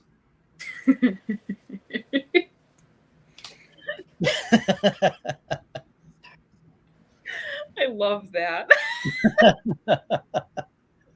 Because that seems right. Yeah, I mean, yeah, it's kind of that's. I like this though. The art and science of aligning your future with future events. Art and science together. Oh, that's cool. Stars, similar. Map of the heavens, harmony and hope, a guiding light, good luck, wishful thinking, your aspirations, and that's coming from Memento Mori deck. Yeah, Memento Mori deck. Oracle deck. Death themes. Yeah. Yes. Well, it's 8:30. Did you want to go with Thundereth, Bex? Hit that box. Coin. I'm using the Carrier Tenny Waves. I gifted / dumped my spirit box on Garrett because of how much I love those sounds. So I get like weird headaches from using the SB7 like every time. Tenny sounds feels like a brain massage in a weird way or something. I don't know. Oh, the Tenny sounds are so nice. They're very therapeutic, and they're like technically binaural beats, so they're good like meditation thing. I like all of them. I don't know. I very much like the spirit box, but I love the Tenny sounds. Hell yeah! So we're going to try to contact Martin. Yes, stars energy. Should people ask questions or just tell us what they hear, or? Do we want to do? I love when people are doing card pulls. I think that's really great. I think if we all focus our energy into this conversation, it might be more successful. I think that there's a time and a place for like the audience participation in sessions, like when we have the sounds playing for everyone to hear, for instance. But I think if we can't hear them, it would be better to focus everybody's energy towards that. And I think that asking questions in the comments would be really great because it's hard when you're in the moment unless there's like a really good conversation happening. But I think like if anyone else wants to do anything, wants to go under as well, like feel free, like any of you guys. But I'm gonna go ahead and prepare and start that. How long would you like me to go? Will what? How long in general? How long is each cycle again? Is it? You want to do 2 cycles? Sure. If you're up for that. I am. I gotta find the fucking file. Sweet. Emily, have you ever been under an Anestas session? Are you? No, not yet. Not so officially. Not officially. I didn't know there was an unofficial. I think there is. There's a difference. I do have a box with me that I can. Oh, that's a cool one. Yeah. No, I wasn't trying to say that you should necessarily do it. I've never done it either, and I was wondering if anybody else had not done it. Because these days, like everybody's like, "Oh yeah, I got my spirit box." Like Garrett was at that like a night market in Bremerton the other day, and he was like selling liminal earth stuff. And one of his friends was there, and she came up and she said she saw a ghost hand. Like it was, she looked over and saw like a solid hand on a chair, and then was like, "What?" and looked back, and it was gone. And then somebody else who was there, who was like kind of a like sensitive in some way, heard them talking about it and was like, "There's been something walking around over here all night." So Garrett goes, "Well, I just happen to have my spirit box." And he pulled it out, and they actually did an impromptu session right there. Perfect.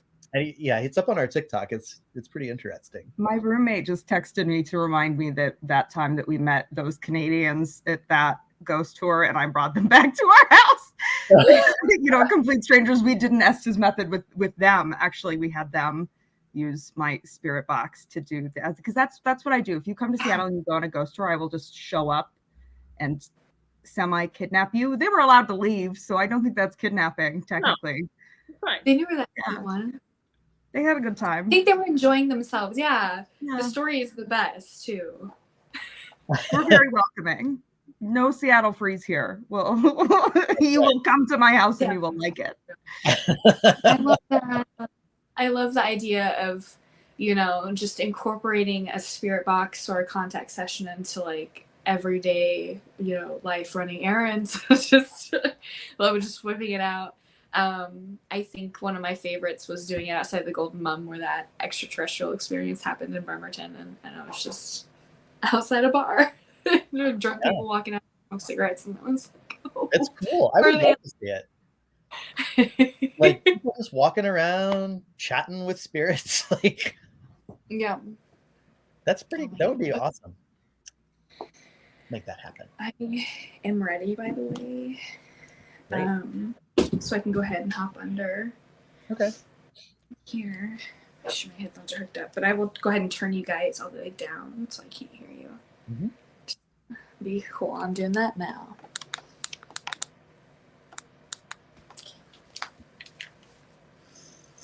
All right. Let's do this.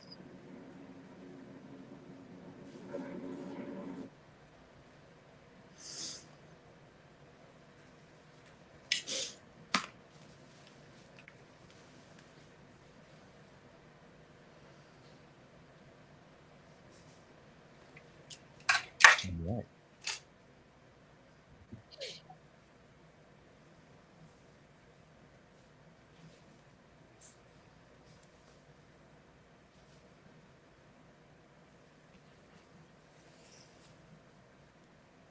Did you talk about snacks tonight already? We haven't talked about snacks yet, no. If anybody has any good snacks, yeah, let us know. Oh my god, I love this, like, in the chat right now, like, doing Estes with the frozen veggies. Yes. This would be a good challenge, like a liminal earth challenge, to be like, take a video of yourself, like, doing an Estes session in the frozen veggie section. Absolutely. I said once the smoke goes away, I should actually try and do one when I feed the crows, when I like get myself out. Yeah, I really want the smoke to go away. Yeah, it's this weekend, hopefully. Yeah, it's really, really bad. I'd be very interested to hear what Broccoli has to say. We don't need a spirit box for that. You just ask. I don't want to hear what Broccoli has to say because she makes me eat broccoli like once a week. I say like I'm a 5-year-old, but she does. She tells me how much of the broccoli I have to eat because she thinks that I don't enough. So I don't want to know anything about what the broccoli has to say. Pumpkin spice honey cookies. That sounds really good. Cheer, cheer. Yeah, pumpkin spice cookies are the Yeah. Cheer, cheer. Martin, are you here with us?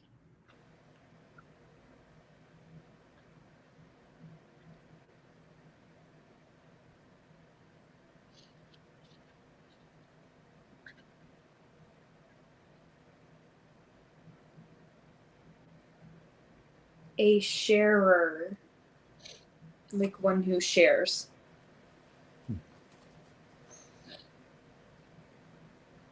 Are you a sharer?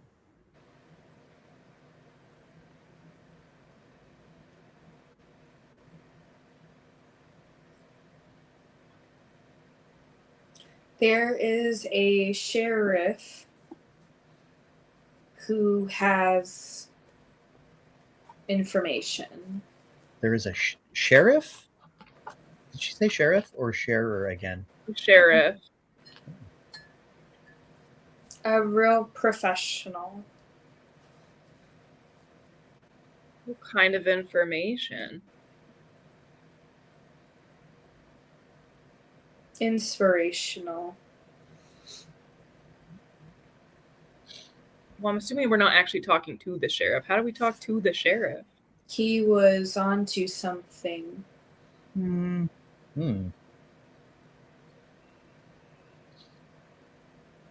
Was Martin? Did Martin cause trouble? A mustache. Mustache. Inspirational information. I always think of like the Dark Tower series whenever A bathroom.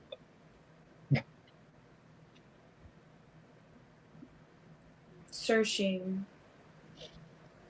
I don't want to search my bathroom for anything. Is there a sheriff in my bathroom? Because like, I don't know if there's even inspirational. He's here.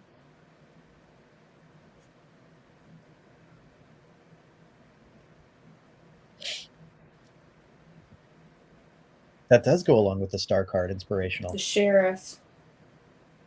Okay, so the sheriff is somewhere. Does the sheriff have a name?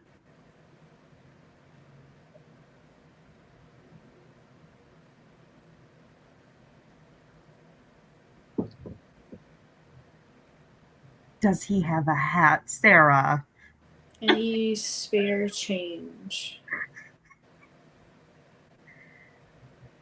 Spare change. Spare change. I'll find some. Oh, a person wearing a star, the sheriff.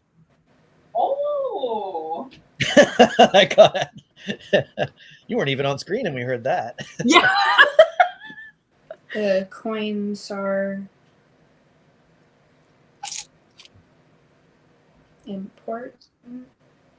The coins are important?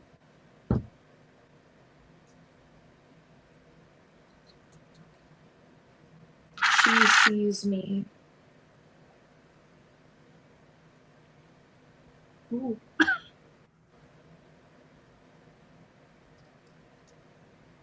Coins are important. Campbell. Is his name Campbell? Is the sheriff's name Campbell? The situation.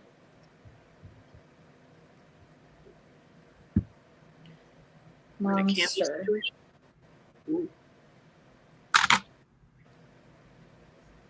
Maestro's gonna look at the coins too.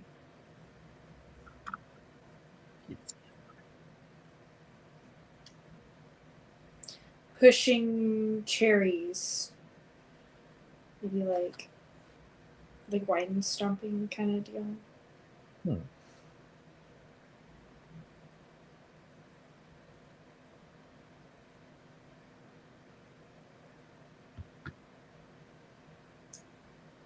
Head was mad with inspiration.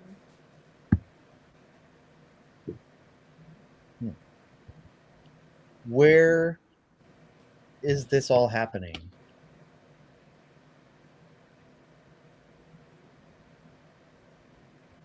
Nervous.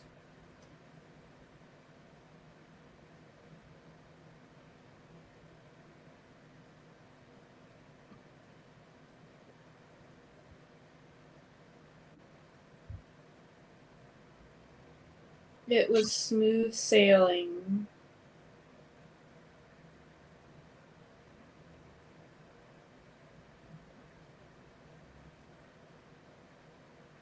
Even the Hat Man does kind of look like a sheriff. Exemplary. Where's the sheriff going?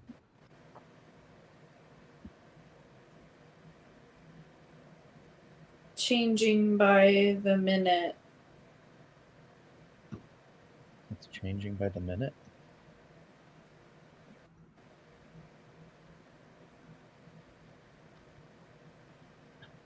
Does he like soup? Does he like soup? This is important.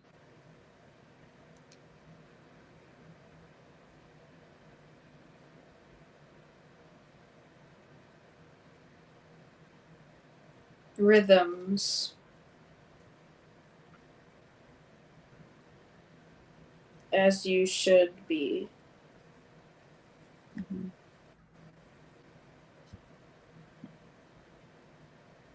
Listen to me.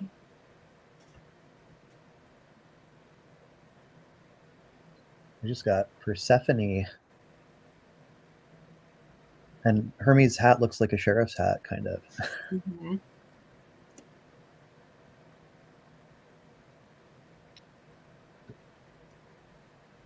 Receptor.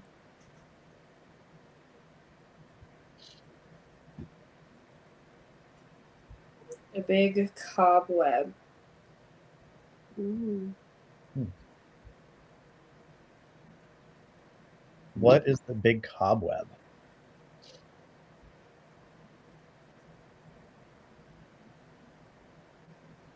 Yes, it's the shit. Cobwebs are the shit. You heard it Makes a here. decision.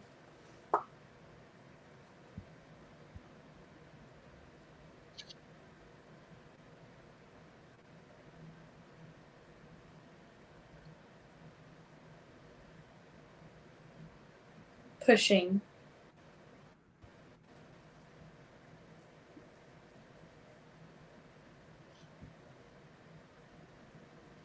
Yes, that's necessary. Who? Do my first cycle. Oh, okay. Is the sheriff a spider sheriff? Mm-hmm. I don't know, but I want to draw one. Oh, heck yeah. I really like that sentiment of like changing every moment. Like you should be a rhythm. Yeah. And then the web, it makes me think of like a network, like a... Yeah. But if it's a cobweb, it makes me think it's like one that's not active or something. Mm-hmm.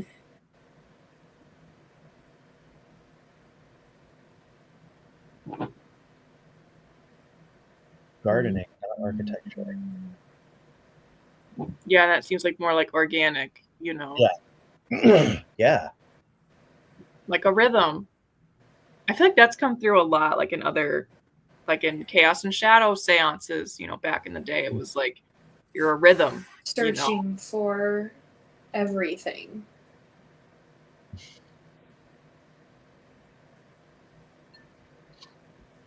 Yeah, rhythm, melody, like, you know, I think one time something came through and said, like, you're an opera. You know, it's like... Yeah. Cheer, cheer, cheer. It said that at the very beginning, too. Yeah. It's like, is it like a network that needs to be reactivated or something? Like... Haven't asked me for one. What's the I mean, it seems like that's like a common archetype. Yeah. Like the cowboy, the sheriff. Like I said, it reminds me of like Stephen King novels. Anybody's read The Dark Tower. That's true. Very much is in line with that kind of story. Yeah. In the shoes. Where are they walking? Is Sheriff like... A baby one.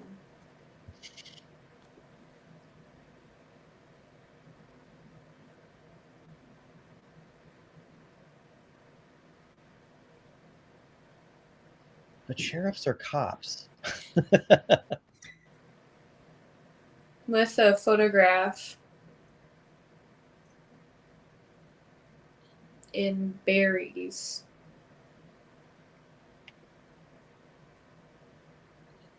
Photograph of berry.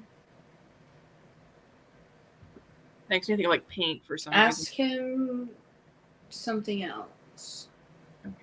Okay. Superstitions. Which superstitions? Supposed to be sitting.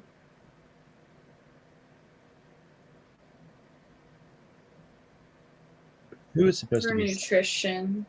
For nutrition. Anybody standing, sit down. Yeah.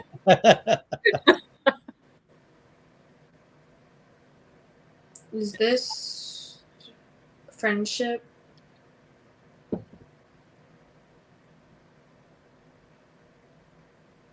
Sure. I appreciate it.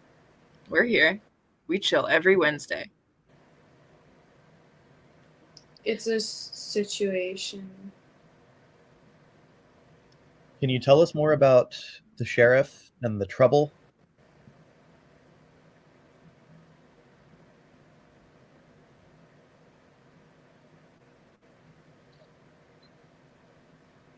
In this place.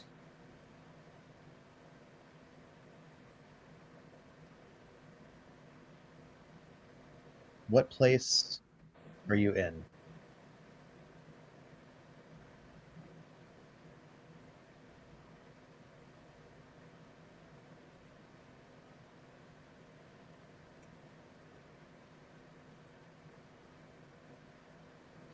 He's so special. Is the sheriff special? I know. I'm assuming that it's masculine there. Also showing himself. Showing himself where?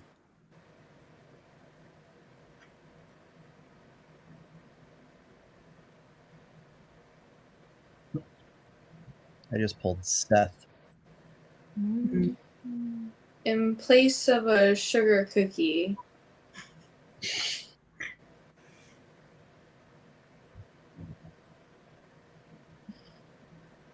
Want a healthy Have snack? gum.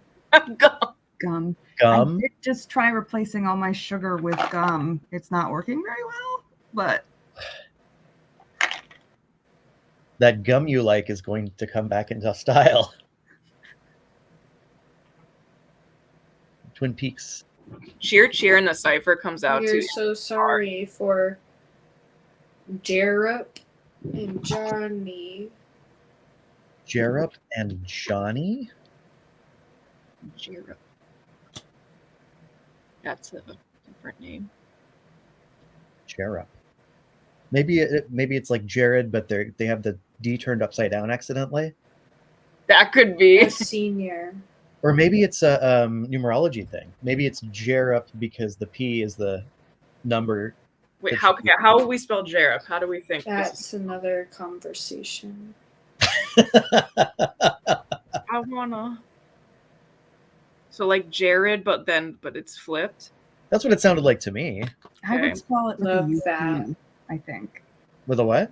With it JERUP is how I would spell it. Yeah. Yeah. So JERUP? JER. Oh, I would say the ones on the paper. The ones on the paper?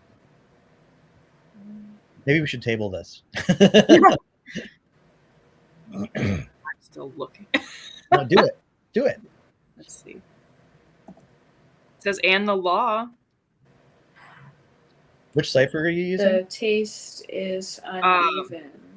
It's the whatever the hell your one is. I'm too tired. Oh, yeah. Lieber 31. Is that the one? Like 3 days ago. Like 3 days ago. What happened 3 days ago? Jerup is a town in Denmark. Orange. Orange.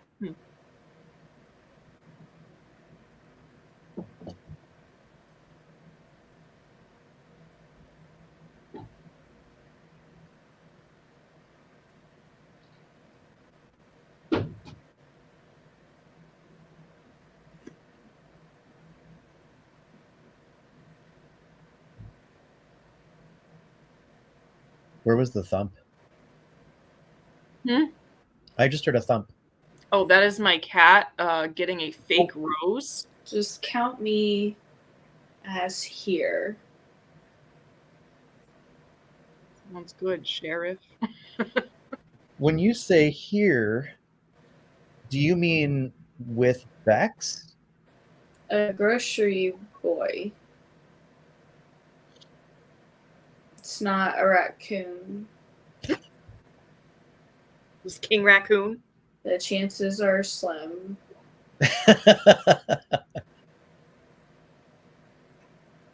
the Hellier cipher the Book of the Law? Yeah, that's the one. Yeah. The new. The night is most. New Aeon English Kabbalah.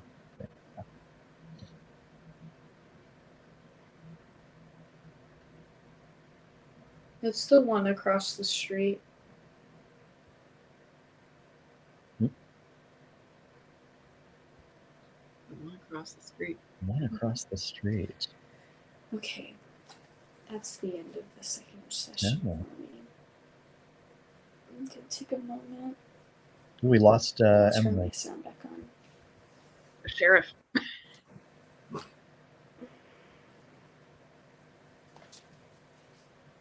I want to try coming up with like a different cipher, like a Greek one, because that's just my personal one. I think that would be interesting too, because the Greeks had the same like way back then too. They used letters as numbers, and I forget what the actual term was, like isopythia or something like that. I know what you're talking about, but I don't remember the name. But yeah, that'd be awesome. That would be really cool. How you doing, Bex? Okay, my sound's back on. How are you? Good. A little sleepy. Do you remember anything? Not really. I was just trying my hardest to listen. Oh, did we get anything interesting good? Yeah. There was a lot of talk. There's a new character. There's a new what? A new character. A new character? What does that mean? A sheriff. Okay. There was the sheriff. The sheriff. I'm just seeing if Emily texted me.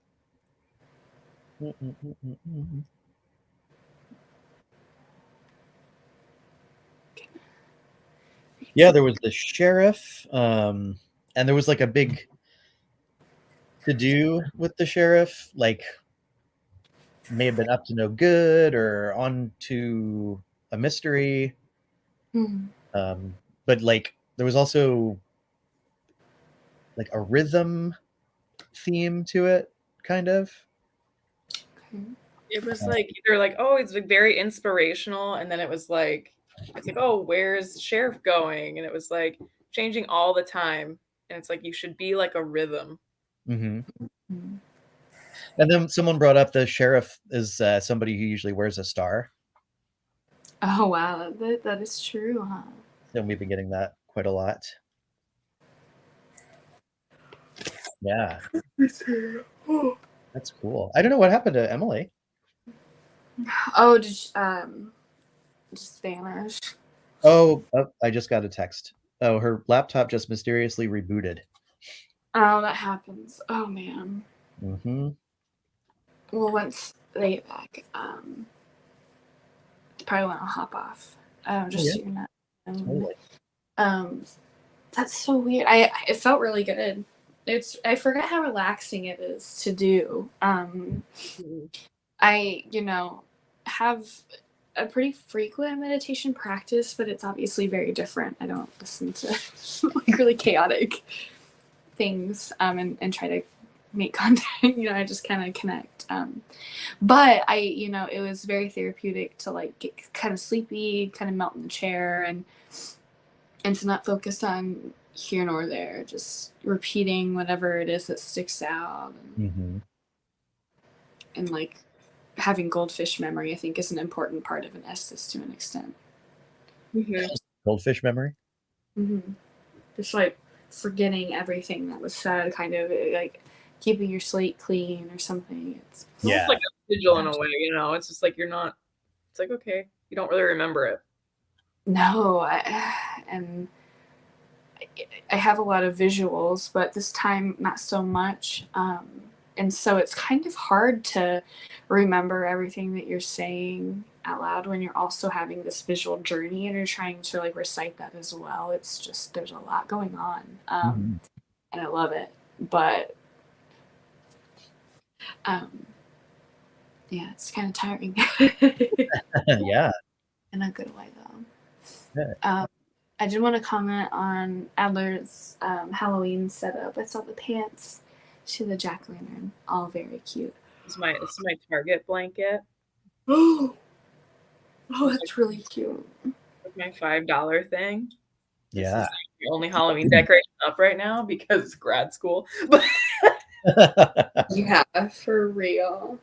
I want to like get some pumpkins. I know that our guest last week, Courtney Eastman, you know her as the Goal Guide.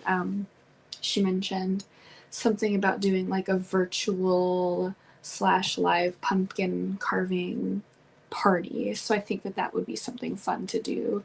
Yeah. I'll definitely promote if it happens. But yeah, that sounds really fun. Well, and there's still we got to start blasting our costume party. Yeah, we were talking about that at East Coast a little bit. Cool. A little bit. We were discussing costume ideas in general and how I'll be in the airport all day, so that'll be my Halloween. Yeah. Going full costume. That's what you need to do. Okay. So I just had a really funny idea for later because I was talking about reading stories from the map. Of course. I'm gonna read random stories and we can talk about what kind of costume that would look like. That's a really good. I love that. That's a great idea. I hope that someone makes a list. There's a feeling, a little typey this evening or a little. That's nice too. Like you could get a costume and just hit random and see what you get, and like that's your costume. Yeah, that would be fun. And if you got one that was the ghost that looked like Amy Winehouse, that would be really easy. I want someone to get the pile of oranges though. Oh yeah. You have the. I don't think the pile of oranges is actually on the map. Oh my gosh. No. Surely not. I think we've been putting off putting it up there because it's so long and convoluted. Oh my gosh. We're gonna have to nap. I think. I'll go as the mysterious vacuum from my yes.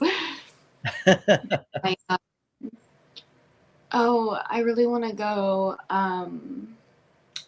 Oh man, what is that now? I want to go as a Gatton Puff. I don't know what it looks like. Yeah. But something out of Gatton Creek, maybe.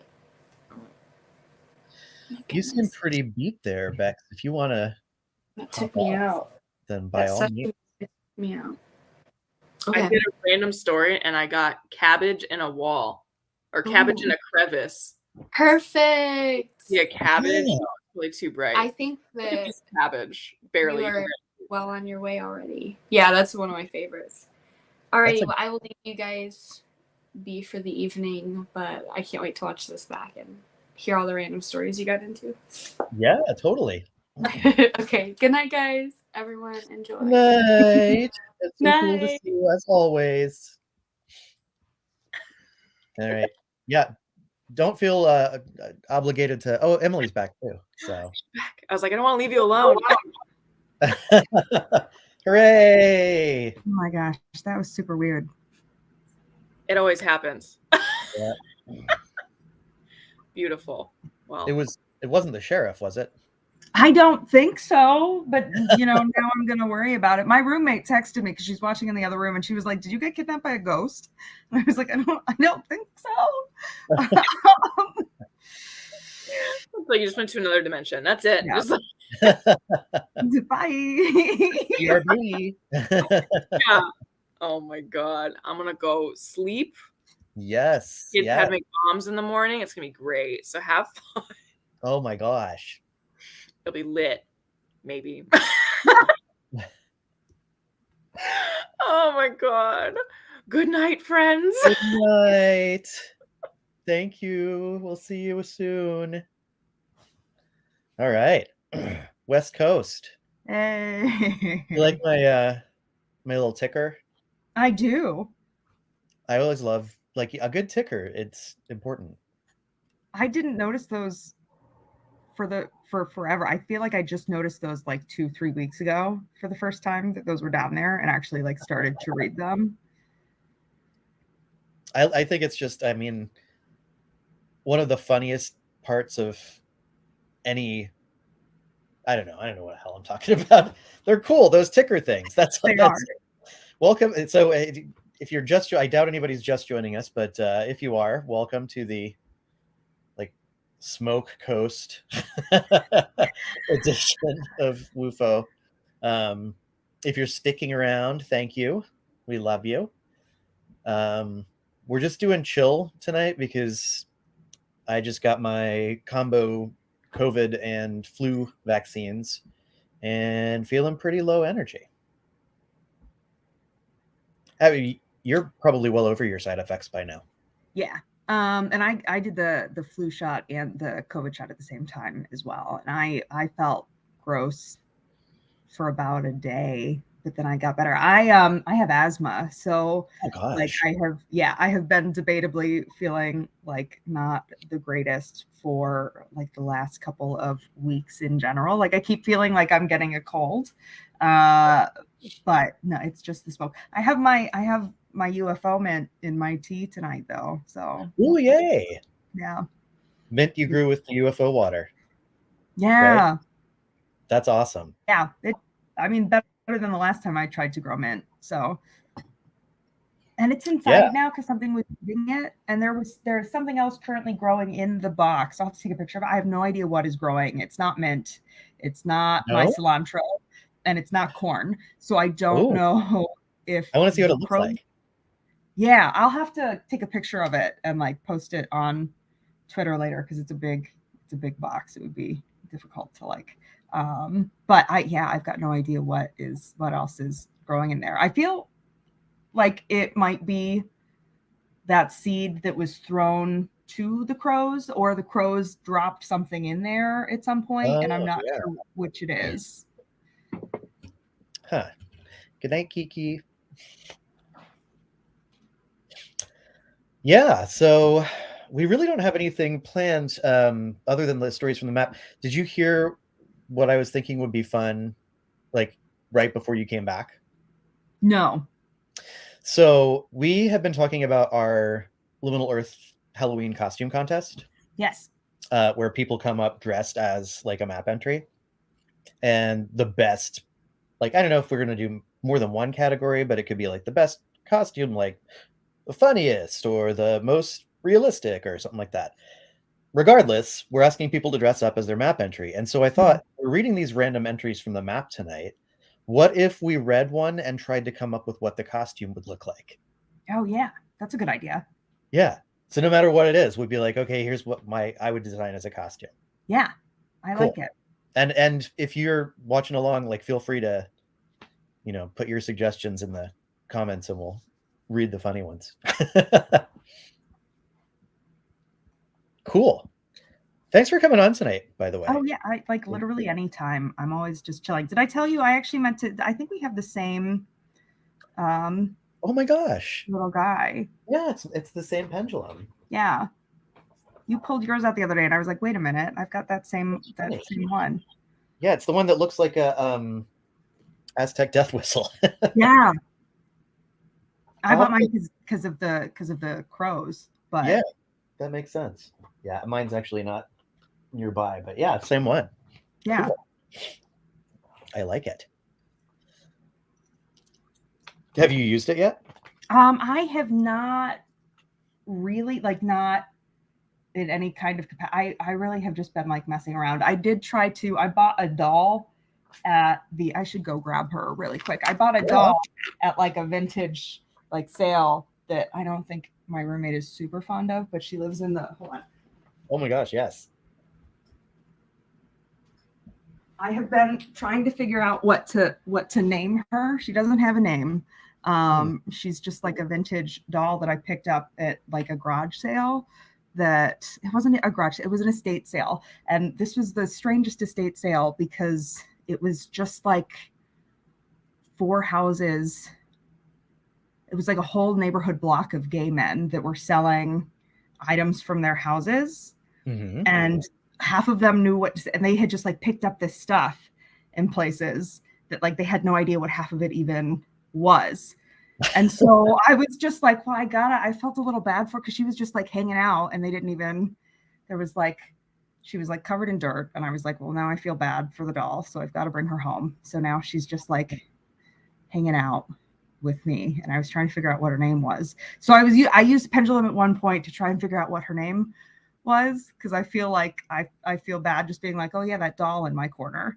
I have it's Erica, my roommate does not love her, so she stays in my room. Lula May is a good name. But I didn't get anything definitive with my pendulum, so if anyone has any suggestions. I did research the doll actually, and they were really popular to show off like French fashion back in the day. They used to like make the dolls just to put dresses on them to send them to one of the president's wives so that she could see what the newest French fashion was. Oh, that's kind of cool. Yeah, and that seems insane to me. Eventually they moved to like drawings, and I don't know why they didn't do that in the first place. I don't know why they went right to porcelain dolls. I'm just gonna mail porcelain dolls with the fashion rather than like drawing it. But then they moved, and I do think this is much cooler. She does look like a psychic, I think. Looks like a Gertie. Another suggestion. Dolly Madison, that's right. I gave my roommate it was Dolly Madison. They're Dolly Madison dolls. Oh, interesting. After her so if you want like random doll history, there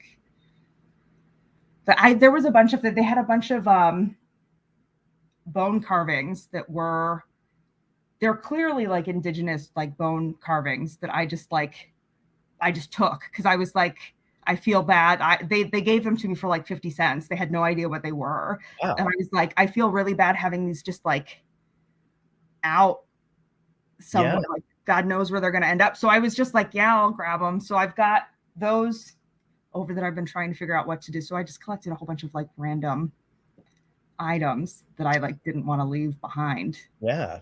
I mean, I bet you could, I'm just trying to think of like, if there's like a tribe that you could to locally, or maybe ask at the Burke Museum. Oh yeah, that's not a bad idea. Because they work with indigenous tribes to do their tribal exhibits. So yeah, that was partially, I was like, who knows who's gonna like take I don't want to just like. Yeah. No, I totally get it. So so now I've been, but I might do that. That's a good idea. I thought this was a good suggestion here. How do you? You say, oh, that's a good one. That is a good one. Oh, I try. I feel the way that I do. I feel like the way, and I do this even with like stuffed animals. See, now we're off topic, but like generally, like when I am purchasing things either at like garage sales or whatever, I'm one of those people that like personifies everything. So like I see things and then I immediately feel bad for them and I'm like, that's not supposed to be there, and then it comes home with me even though I don't know what to do with it. So this was definitely one of those things where I was like, well, now I can't leave it behind because I'll think about it forever. There's like a lot of weird, like I feel like there's a lot of people who end up with, especially older generations, somehow ended up with things, and this guy in particular had a lot of like old like war stuff that I didn't, and like a lot of it I was touching and I was like, this seems kind of racist and I don't know what to do with this. So I just like rescued what I could and was like, well, I guess I'll figure it out, because I also didn't want to be like, I think your garage sale is racist, bro. I just like, Right, I don't know how to have that conversation. So I was just like, I'll handle it myself without like, Yeah, so that makes sense. Yeah, we'll I see. know people who do that. I have friends who go thrifting, and if they see something like that, then they'll purchase it and, make sure it ends up in the right place. Right. Yeah. Or, at least is no longer going to be bought by a fascist. Right. Yeah. That's the thing. At least I can, like, if I can't figure out what to do with it, at least I can like respect what it is. So, and now I have this doll sitting in my lap like a small child. So, yeah. Well, you'll have to keep us up on the doll's name if we don't. Yeah. Sorry, now I'm reading the Famous comments. psychic. Yeah, me too. Famous 20th century psychics. That's pretty cool. I was just talking to Erica about my roommate about this a couple of weeks ago, but I have been really wanting to do like a piece of immersive theater. I think I brought this up with Kai as well, like with the Fox sisters, because I think it would be cool to demonstrate what the first sort of, the spiritualism, like what they used to do, like, because all of the tricks that they used, I think were like fascinating, the way that they could like convince people, cracking their knuckles and stuff. Yeah. Really And like shoving gauze into their mouths and like all of that. Like, I just think it would be really interesting to actually do that, like do like an immersive piece of theater involving like the early days. Cause I think it would just be like a fun, I guess it doesn't really necessarily have to be educational, but it would be fun to look at, to like actually see. It really would. Yeah. Yeah. Any of that stuff actually would be really cool. Like the old, like do an old seance, but do it like sort of with the lights on. Yeah. So, people could see what was like, how they were. I think it would be super That would fun. be awesome. Yeah. Yeah. And what would happen? Ironically, something real would happen during one of those presentations. Well, then, like, what do you do? Like, I'm sure I'm the kind of person I would leave and I would be like, I think that was weird, but I don't know. I don't know if it was actually weird or if I'm just imagining. Yeah, no, seriously. But that's on the docket. I'm gonna try and figure out how to do it. That's awesome. That sounds fantastic. We'll see. I got an awesome comment from Kai. Oh, great. See, now I'm gonna have to I just started reading something about the Warrens because I was like hate reading. So now I need to like pick up something. I was like, if I'm gonna be really mad at someone, I need to be like educated in how I'm mad at them. So now I need all of the facts so I've been like hate reading lately so that I can get all of the facts so that I can like, hate in a really factual manner. So now I need to move on to like not hating. Yeah. That would be nice. I'm definitely more of a like let the hate consume you kind of person. I don't know. You know what? I think that's healthy sometimes. Just it can to, like, be. Yeah. Rage it out. Maybe not like all the time, but like if you don't give into it at least a little bit at points, then it just like simmers and it gets weird. You know what I was going to talk about in terms of like self-care before we get into reading stories is if you have not tried it. And some people really don't like it, but like deprivation tanks, I really like. Yeah. And there are deprivation tanks in at least Seattle. Mm-hmm. So if anybody in the Seattle area is really digging into, like, I have credits, like I have like 30 credits that I cannot use.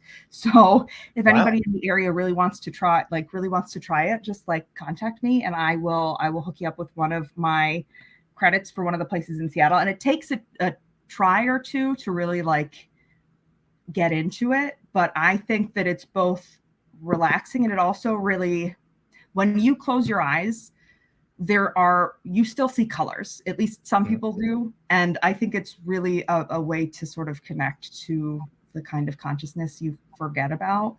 And like when I draw, like when I do my watercolor and stuff, like the colors that I see when I'm like completely in the dark is usually what I draw from, because I usually see purple. So usually I'm like drawing like a purple swirl, or like I lean towards purple swirls because that's just what I see when I'm in the dark. And I think that is, at least for me, it's really like relaxing way of connecting back with it's the world, I guess the world around you, even though you're cutting yourself off from the world around you, but like, you know, the world at large, I would say that's my favorite way of connecting. So if anybody in the area ever wants to try it, just let me know.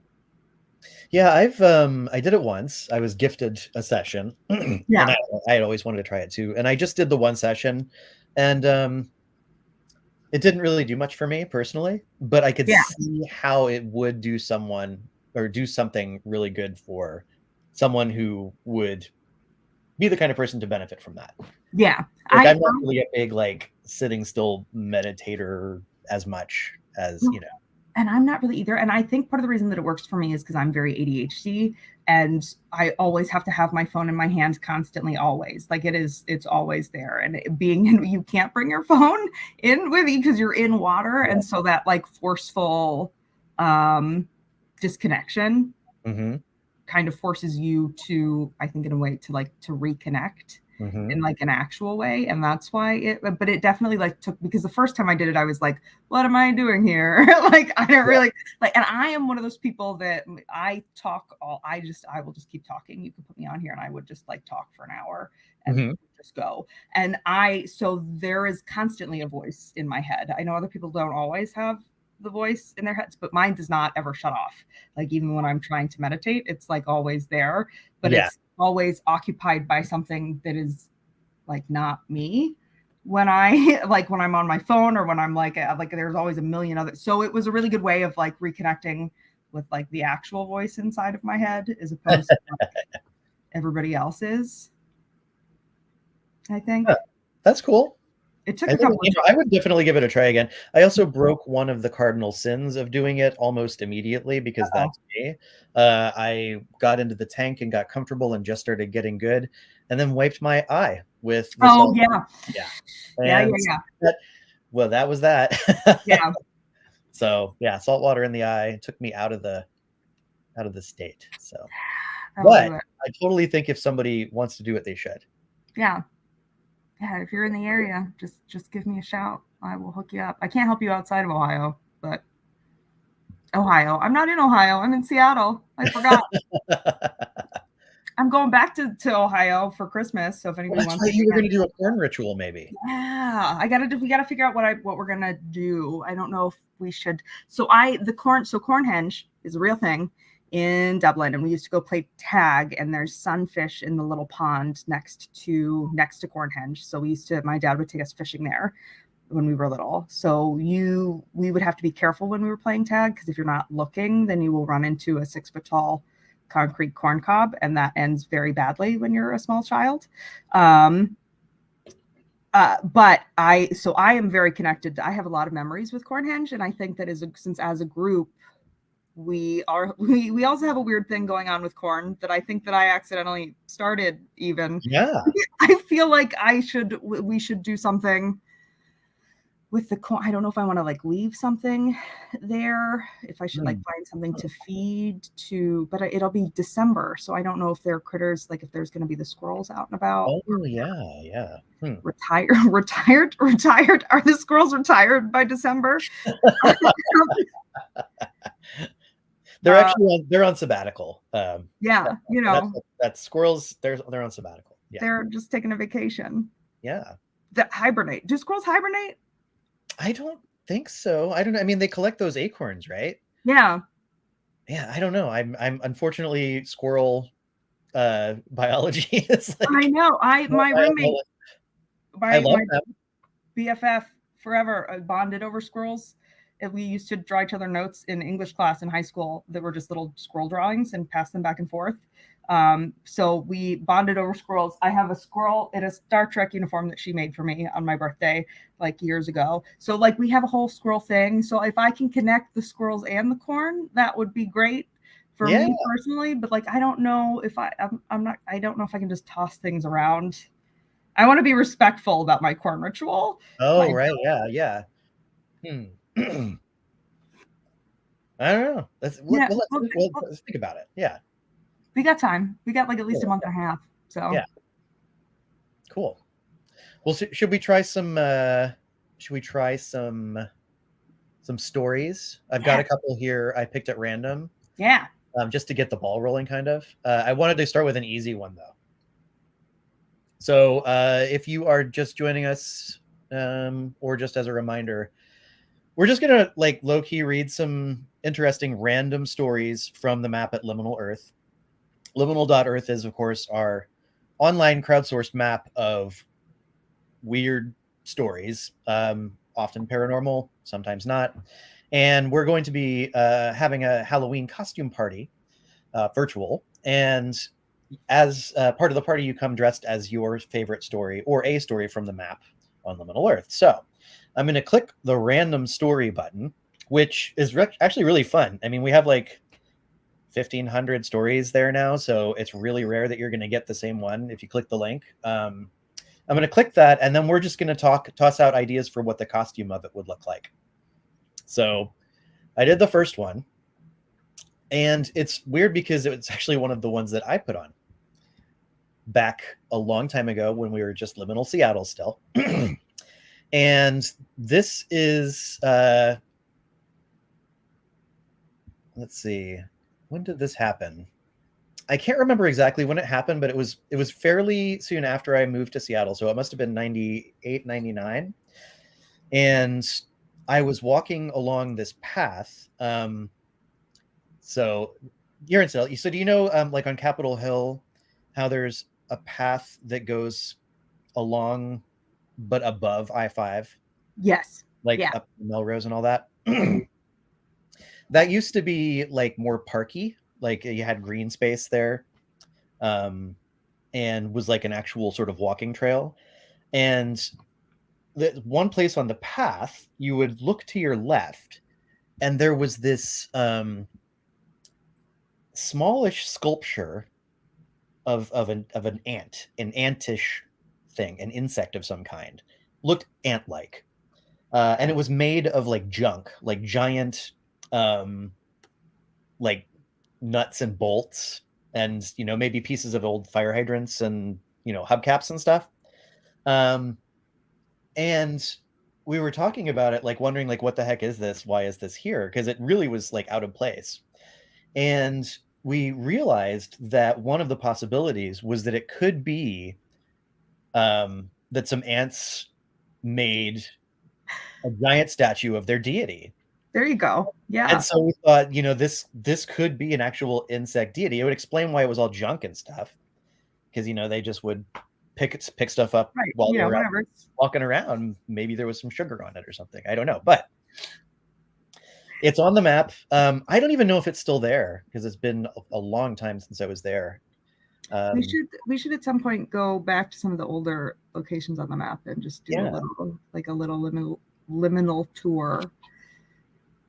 Yeah, that's a great idea. Yeah. But, I called it the abode of the insect deity, and it opens up lots of questions for me, like existentially, about like the nature of what counts as religion. But I'm right now wondering, what do you think a good costume would be?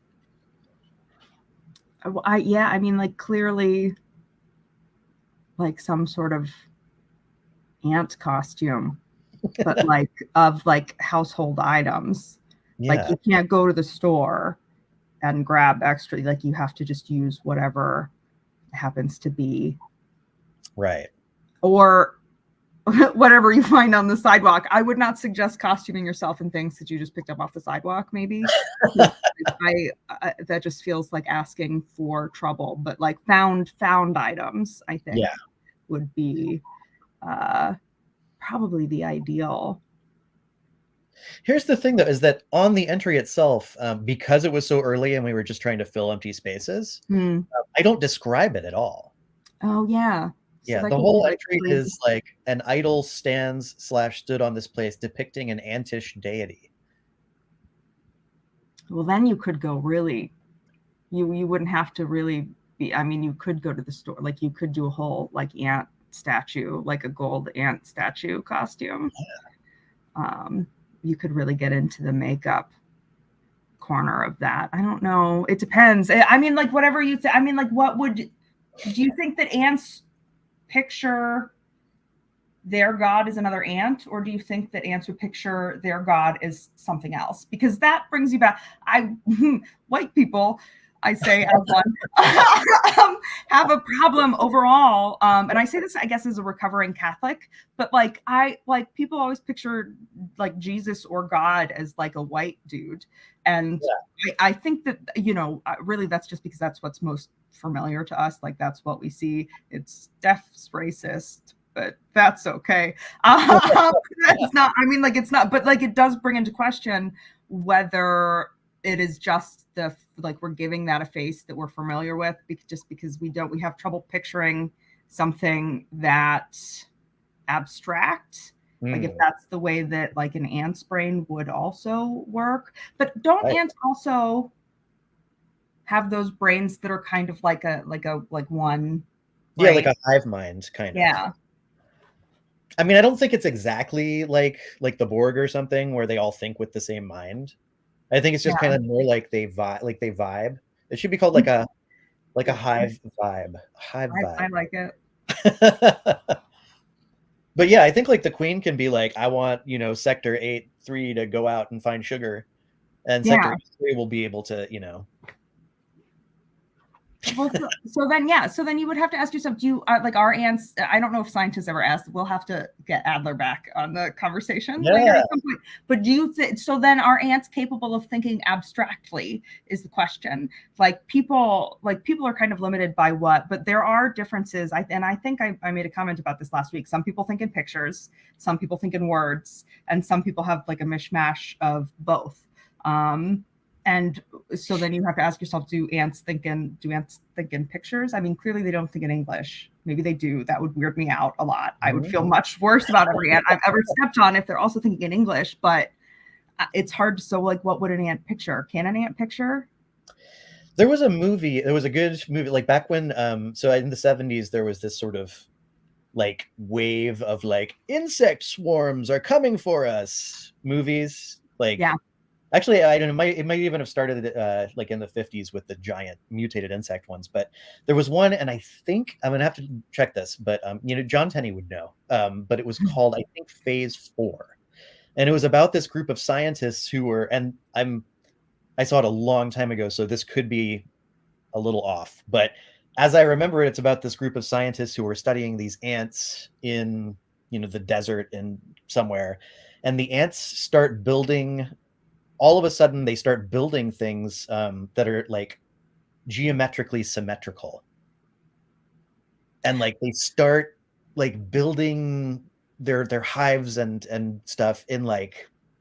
No, it wasn't Empire of the Ants. That's a different one, but that was a good one too. But this one, like, and then they started communicating. Like, I think it was like there was a fax machine, and the ants started like communicating pictures via the fax or something. And anyhow, the ants were going to enslave humanity and had developed super intelligence, et cetera, et cetera. I feel like I just read the description of that on Wikipedia recently, like the plot of I don't know why. Sometimes late at night when I can't sleep, especially when. So I don't know if anyone else here is on Adderall, but Adderall is you can't get it. So I have been having to like withdraw for a week so that I can just like keep up my supply. So then I go through entire weeks when I go back on the Adderall where I just cannot sleep no matter what I do, and then I end up on Wikipedia at like 2 a.m. reading articles about like God knows what. So I feel like that was just one of the articles that I landed on recently and was like, what is this movie? Why am I reading this?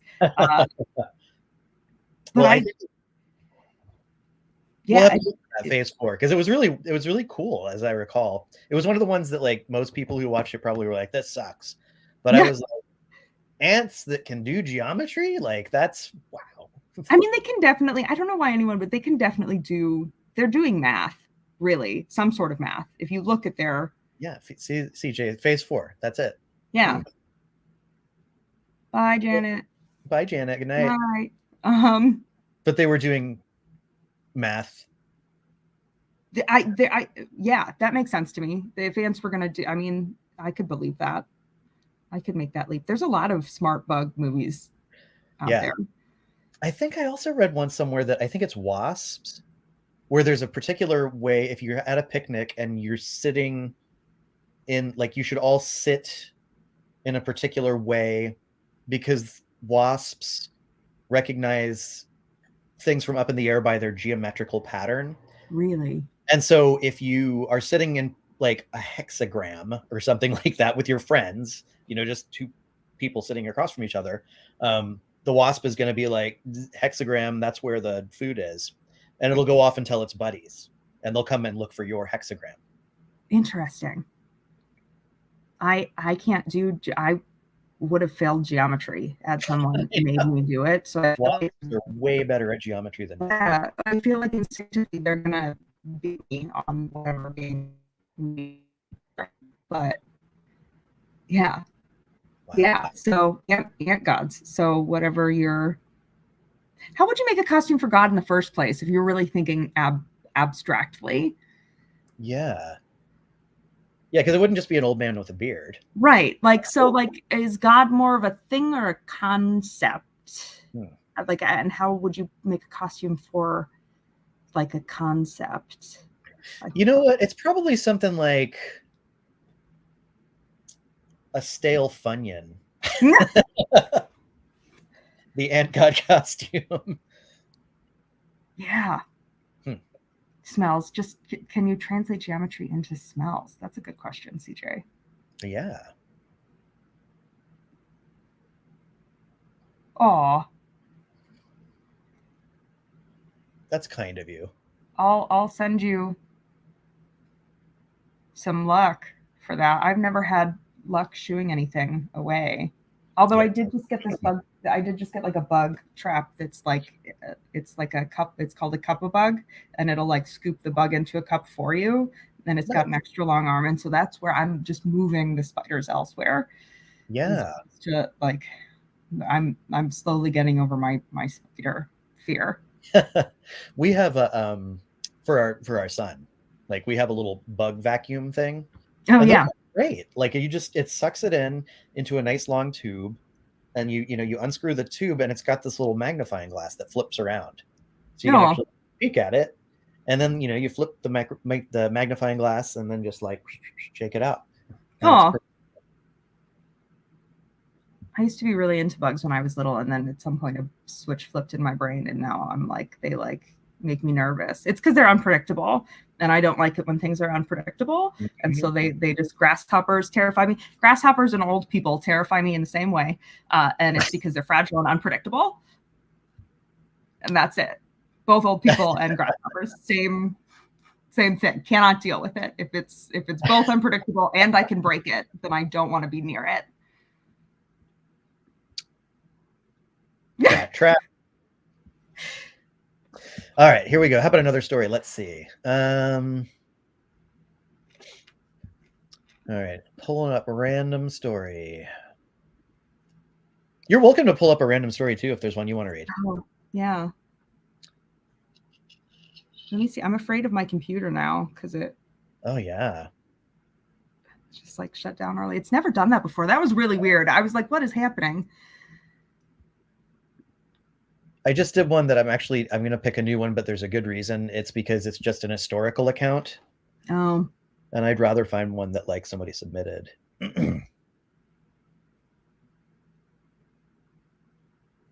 Okay, that's weird.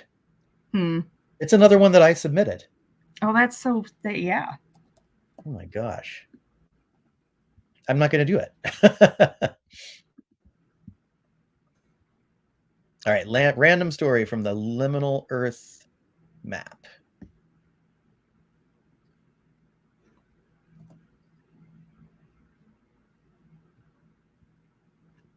Oh, this is kind of cool. I like this. All right, let's do this one. All right, are we ready? So this one is called Prospect Park Premonitions. And this is actually something that took place in Minneapolis. I guess they have a Prospect Park there. February 12th, 2021. Submitted by Alexander B. And the entry says, I've been having a lot of premonitions about the future and people uniting. No one was really alone, and the spirit realm and the physical realm were one. Life was peaceful and everyone was having fun. There was zero judgment, and in the dream I felt what it was like for everyone to fully accept one another. You felt like you could do or be anything and no one would judge you. Most likely they would join the fun. Everything was so effortless and natural. I saw abandoned buildings that were previously occupied by corrupt people, but they have been abandoned for some time, and now people just hang out in these places. Everywhere was a party, and you could always find people celebrating. Mm. That's pretty cool.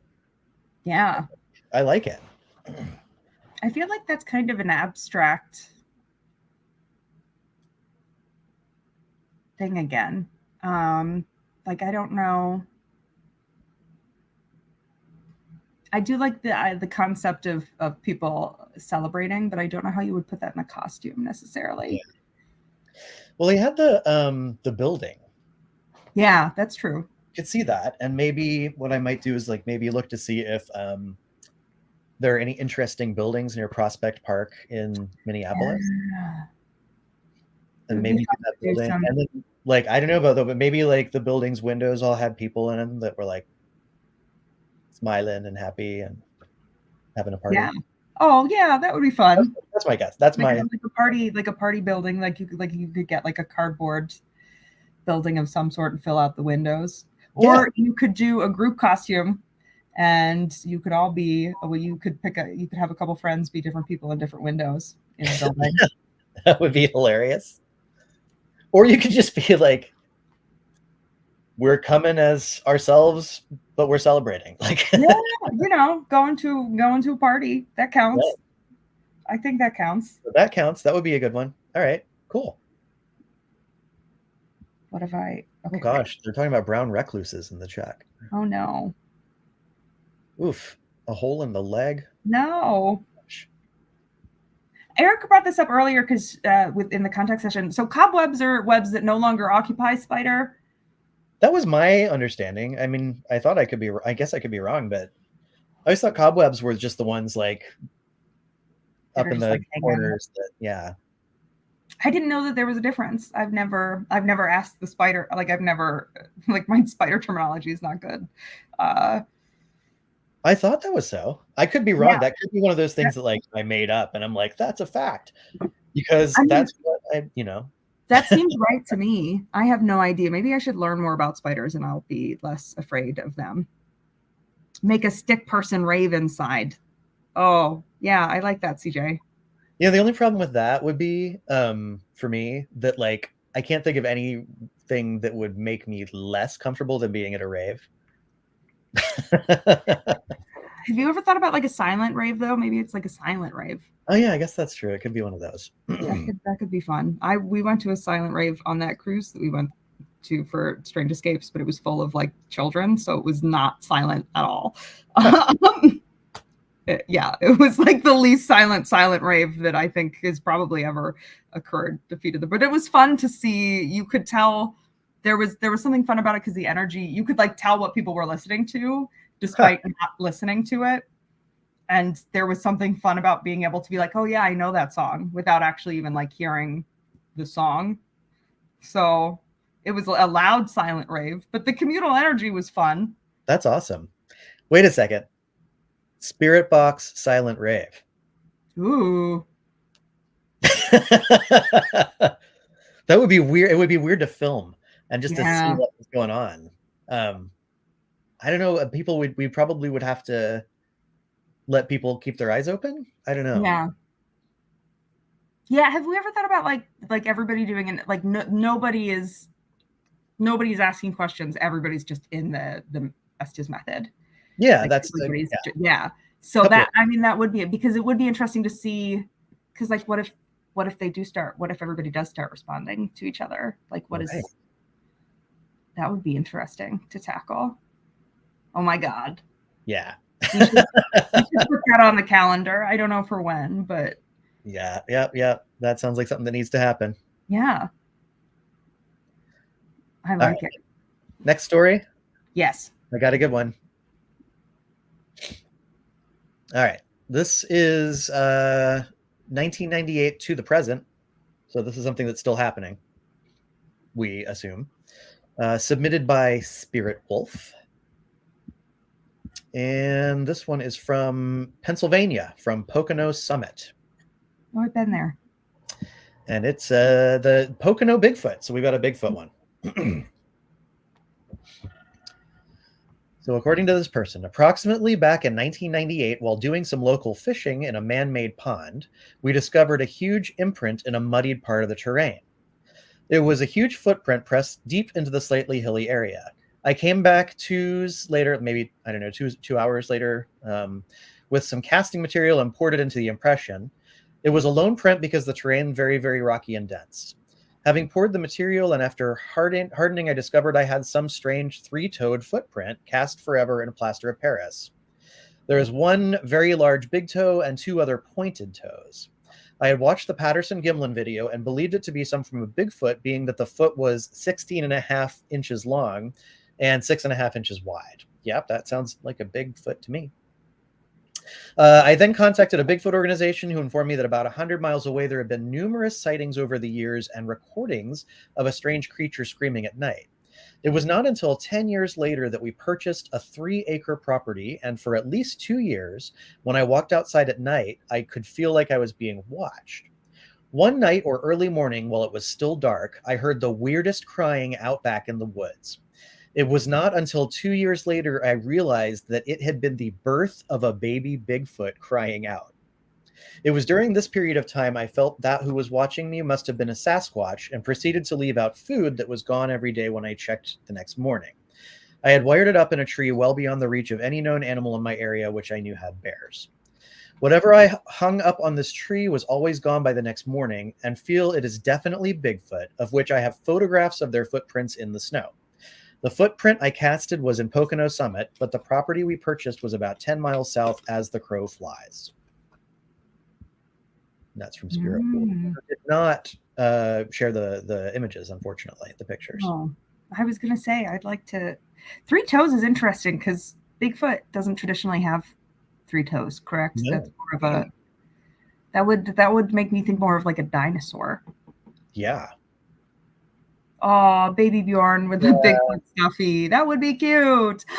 See, now Choco's not with me right now because Choco's back with my roommate, but we do have a baby Bjorn for Choco that we carry him around in. So like he already looks a little like a baby Bigfoot, I think, like a really tiny, because he's only 9 pounds for a dog, but he's very fuzzy. So you could just stick him in one of those and then go as Bigfoot. But that would indicate to me that it's like a lizard Bigfoot. Yeah. Well, I don't know. Maybe there was just one of them that happened to have this foot. Like maybe like we always think of like big feet. I don't know, as and all of these entities actually, we tend to think of them. All right, I'm going to go off on a weird tangent here. Do it. Go. We tend to we're getting back into the liminal ecology thing of like studying these things as though like they're not monolithic, as though they're part of systems. Would it not make sense that occasionally there would be one that was like differently abled? That's true. Like maybe it was like a disabled Bigfoot, or I mean, I'm trying not to be like list here. But it was only one footprint, and it's so hard to say like what goes on when you just have like one footprint. Yeah, it was just the one. It wasn't. They didn't say that there were any like other footprints around. Right. Interesting.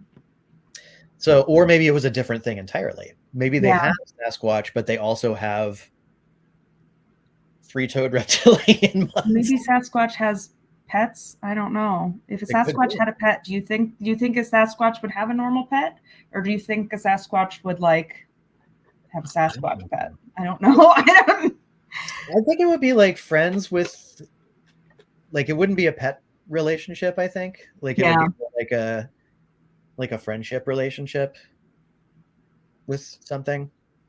I don't know, or it would be a captive human. I don't know. Yeah.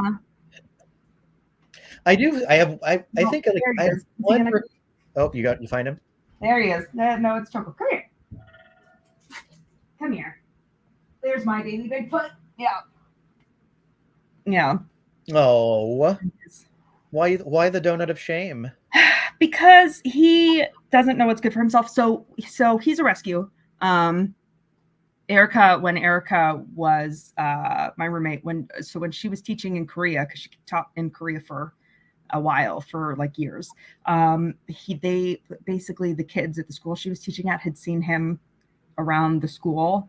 So she managed to like find him in the woods in Korea and take him in. So Wow. she got him when he was, I think, maybe already like a year old or something. But it turns out that at some point when he was a puppy, he must have broken his leg or something. We didn't know this until recently, but he's got a piece of metal in his leg that is irritating him. And basically what happens is he licks it all the time. So it's completely raw. And we didn't know about the metal until they did an x-ray, because she just had found him. So we had no way to know what his actual medical history was. So he won't stop licking his leg, and we're trying to discourage him from that. So now he lives in like a donut thing, a donut of shame. He doesn't mind it that much, I don't think. Yeah, at least it's not the big cone of shame. Yeah. And that's not comfortable. We had a soft cone for him, but he licks around. He like managed to like maneuver his way around it. So now we've tried the donut to discourage him.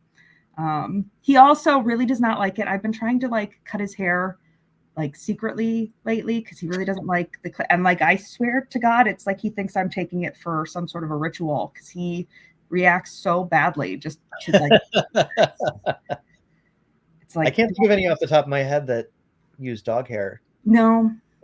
Maybe to recover from a hangover. Yeah. You know? Eh? That wouldn't be so bad for him, though. I mean, I don't think. Yeah. I have no idea. But yeah, so this would be my baby. Like we do carry him around. He will not abide by being put down. He gets very upset if he is not being held. So like the baby Bjorn, like when we were moving, I had him just sort of wrapped around me half the time. And like if you want to do like errand, or like if you want to do anything around the house and he cries too much, then you have to like physically carry him with you. So it's easier to just carry him on your chest sometimes. He's only 9 pounds, so it's not bad. But yeah, he would make a very cute baby Bigfoot. Yeah, totally. I gotta say, people always ask, like, what would you do if you met a Bigfoot? And if I did and I could communicate with us, I think what I would do I would let it know that people would be far less like scared of Bigfoot if they would stop screaming terrifyingly at night in the woods. That's fair. I do wonder sometimes, because I have a sixth sense for bears. That's my only superpower, and it's a very mundane one. Is that I just can accurately predict when a bear is going to appear. And it might not even be that my sixth sense is like actually like a bear sense. I think that my superpower is actually like spiting my dad, because every time my dad says something is not going to happen and I am freaking out over it happening, inevitably within like 5-10 minutes, whatever he has told me is not going to happen happens consistently across the board every single time. So we've had like 3 or 4 times where I will freak out about a bear appearing, and I will just be like, there's going to be a bear. I know there's going to be a bear. Like, and he will be like, Emily, we are not anywhere where a bear would be. Like, there's not a bear. Please calm down. And then a bear will show up within 5 minutes. One time it was a storm. We were at Mount Rushmore. We were camping, and I freaked out because I was like, there's going to be a catastrophic storm. I just know it. Like, it's just going to happen. Like, and I wouldn't go to sleep. My dad was like, please, for the love of, like, just go to sleep. Right. And so his warning was, if there's going to be some kind of a catastrophic storm, the warning radios will go off because we're camping. So he finally gets me to go to sleep, and within an hour, every single warning radio in the camp went off, and we ended up having to sleep in the car because there was, in fact, a catastrophic storm. So I don't know if it's actually it's usually involved bears, but it might just be the universe somehow like fighting my dad. But I do wonder if I can sense bears. Could I sense a Bigfoot? Would I know it was a Bigfoot? I don't know. That's a good question. Or could you at least be like the one who says, no, that's a bear? Yeah. Like, no, that's a bear. Oh, she knows. Yeah, I could tell you if it's not a Bigfoot. That's probably also a useful skill, is knowing when something is not a Bigfoot. Definitively. Yeah. But is there have we determined, they just scream? Is that just how they communicate? There's all kinds of different theories, but I gotta say, like, that's probably like the thing that makes me most uncomfortable about them. Yeah. I could see one, like, that probably wouldn't scare me that much, but like the screaming at night, is there ever a time when screaming at night is something that you hear? No. Like, if you're not doing it on purpose to have fun, you're just hearing it, it can't be good. Oh, Erica's right. I need my dad to insist that Bigfoot is not going to show up, because then inevitably Bigfoot will show up. I should take him hiking again. We haven't gone in a long time. I think that there is some sort of a universal energy sometimes between parents and children, that I think that's probably a really good example of a reverse psychic. Yeah. Of like the universe playing games. Like, I think that the universe just really likes to spite my dad. Maybe not my dad specifically, but I think that sometimes the universe is just like, you know what? I'm in the mood for some fun today. Maybe we'll just make her freak out even more. And like, I don't have kids or anything, so I can't see if that, like, I don't know whether or not that's something that would continue. But I do think that there is like a universal parental, don't do that for this reason. See, right. I told you. Yeah. So yeah, I don't know. Maybe I should take my dad hiking again soon. Yeah. Give it a try. Yeah. Worth it. Might as well. If it works, then, then we got to hire you both. I don't know. Yeah, there you go. All right. I got another story. Are we ready? Go for it. Okay. This was submitted by Stargazer. This happened in Brunswick, Maine, March 4th, 2021. Oh, wait. No, sorry. That was the date of submission. This happened in 2015. Brunswick, Maine. I was walking from the dining hall to my college dorm room with my roommate. We heard a sizzling in the sky and looked up. We saw what looked like a green orb suspended in the night sky. It then sank down into a bright, thick yellow streak. It looked like a falling star, but so close, bright, and very slow, almost still.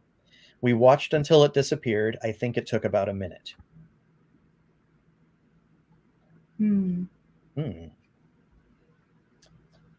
So a costume. Yeah, I mean, I don't know how you would necessarily dress up as an orb specifically.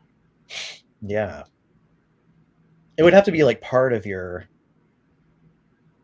costume. You could do something cool with it, though. I mean, you could have like a glowing. Yeah. Kind. You could like hook some lights up to a hula hoop somehow. Yeah. Oh, or you could do. No, what was it? I was going to say that's not necessarily an orb. It's just a circle, but. Close enough. Oh, I was thinking, like, those costumes people do with glow sticks? Oh, yeah. Wear a black bodysuit and then just put glow sticks on, so they're like, we're stick men. You could do something cool maybe with like a green orb on your hand. Oh yeah. You could get those styrofoam balls maybe at like a craft store. I don't know if you necessarily want to use I don't know if I want to encourage the use of styrofoam. Yeah, that's really bad. That's bad stuff. Something recyclable. And you can do paper mache. Yeah, there you go. Paper mache is easy, and paper mache is fun. I haven't done that in a long time. Yeah. You can do a lot of cool stuff.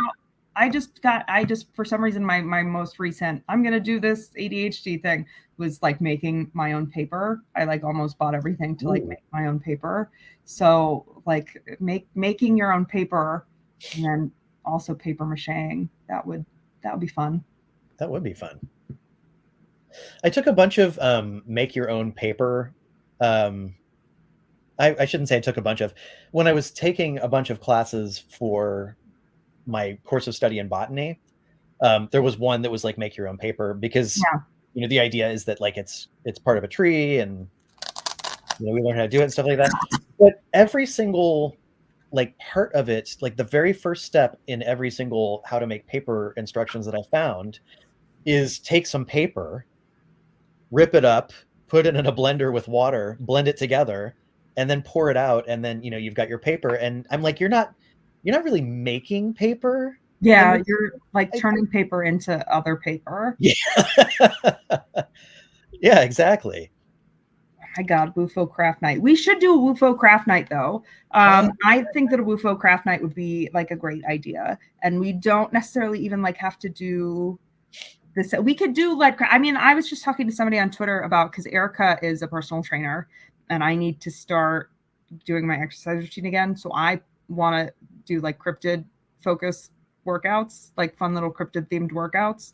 So I think that we're going to try and start doing that, but we should also, like, somebody could either like lead, and we could all do the same craft. Like we could give people a warning about we could warn people about what craft we're going to do. Give people a heads up, I think, is probably the better phrasing for that. And we could all do the same craft, or everybody could pick their own craft to do and just do a craft night. Yeah. Transmutation of paper, says Greg. I love it. Yeah, craft night. That's an awesome idea. I hope somebody writes all these down. All right, mental Rolodex. Yeah. Craft night. All right. It's almost 10. Should I do one more? Yeah, go for it. This is kind of fun. I'm going to keep doing this. Like, maybe I'll do a tweet series or something. Yeah. We could all do it.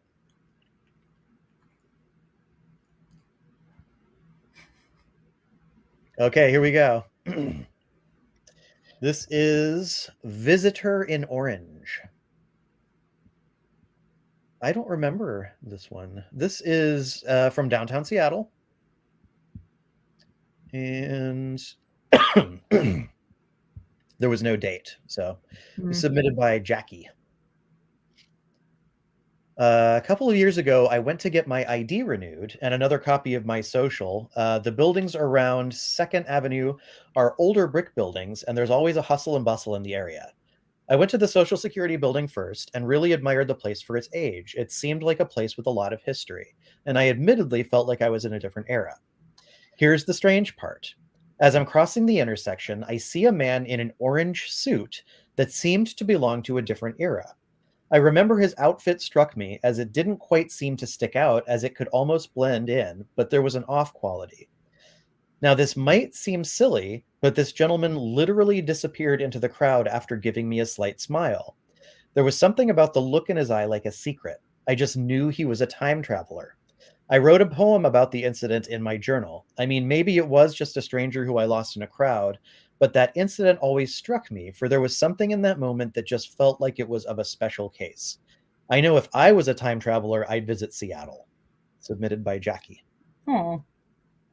Kai and I swore we saw a time traveler at the McMinnville UFO festival who sounds like he was wearing, the dude was just very, Kai probably, I think one of us has video of him maybe, but he was walking around like on camera talking to God knows. He had an audience of some kind, but we couldn't figure out who the audience was. And was describing pretty much everything that happened around him. And the dude was like so wild and so out of place.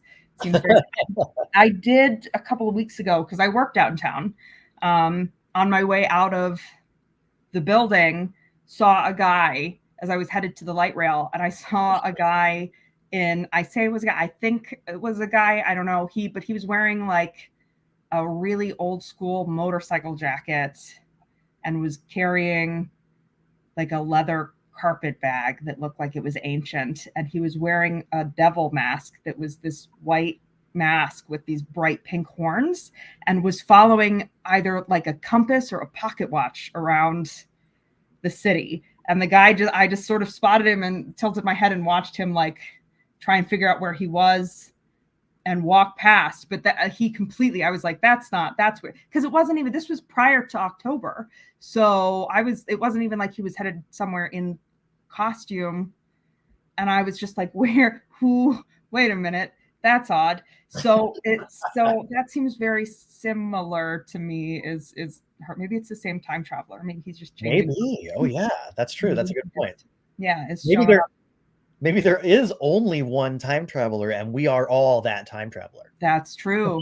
That could be it. That guy that would be an easy costume, I think, that one, because you would just need like an orange jumpsuit. But you would maybe need to try and make yourself seem like a like you need a time traveler attitude, and that might be harder to acquire. Yeah. Yeah, I will. I think I've told the story before of when I think I saw time travelers. I was in Central Florida, and I was, in a Wendy's with my family. And two people came into the and we were eating breakfast because we were going to go to a theme park later on.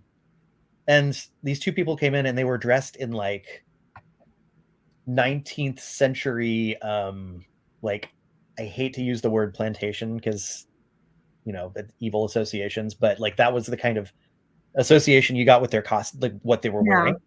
But it wasn't like fresh, clean, pressed, like we work in a amusement park outfits. It was more like we just rode horses for a long time. Like they were dirty and kind of scruffed up. And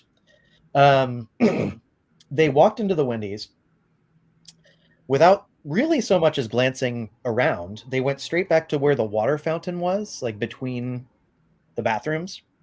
And they just sat there and started like looking at the water fountain. Yeah.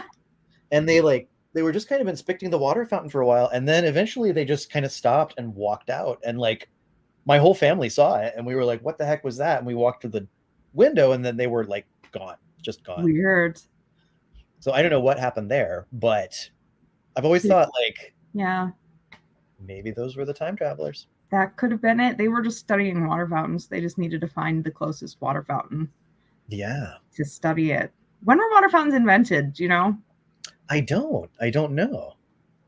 Probably. Maybe they were on a scavenger hunt. Yeah. Yeah. There you go. Man, a time travel scavenger hunt would be so much fun. Yeah. My new scavenger hunt job starts tomorrow. So that's a good lead. I'm doing scavenger hunts in Pike Place now. So fun. Are they themed or just I don't think that they're I've not looked at the questions. I probably should look at what they're looking for before I start doing this job tomorrow. But I don't think it's necessarily themed. I think it's just that they are like that it's just stuff around the market. Oh yeah. I have learned a lot about the market though. There is an esoteric shop in the market that I've been meaning to go to because I guess they might have some good ghost stories. Oh really? So, is it Tenzing Momo? I think so. Yeah. I love that place. Yeah. So somebody told me at some point that they have some good ghost stories. So I'd like to pop in there and see if I can get some good ghost stories from them and report back. Hang on 1 second. Sorry. getting a little rap tap at my door. Oh. Unfortunately, I think that probably does mean yeah.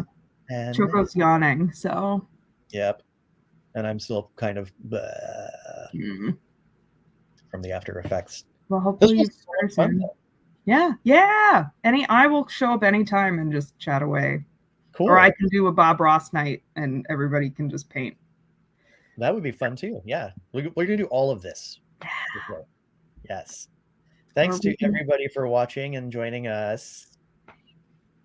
Choco says goodbye as well. And if you have any cool costume ideas from map entries, tweet them out. I'm gonna do a weird little tweet storm sometime, where it's just like, if you want to dress up like this, here's one way you could do it, and it's gonna be fun.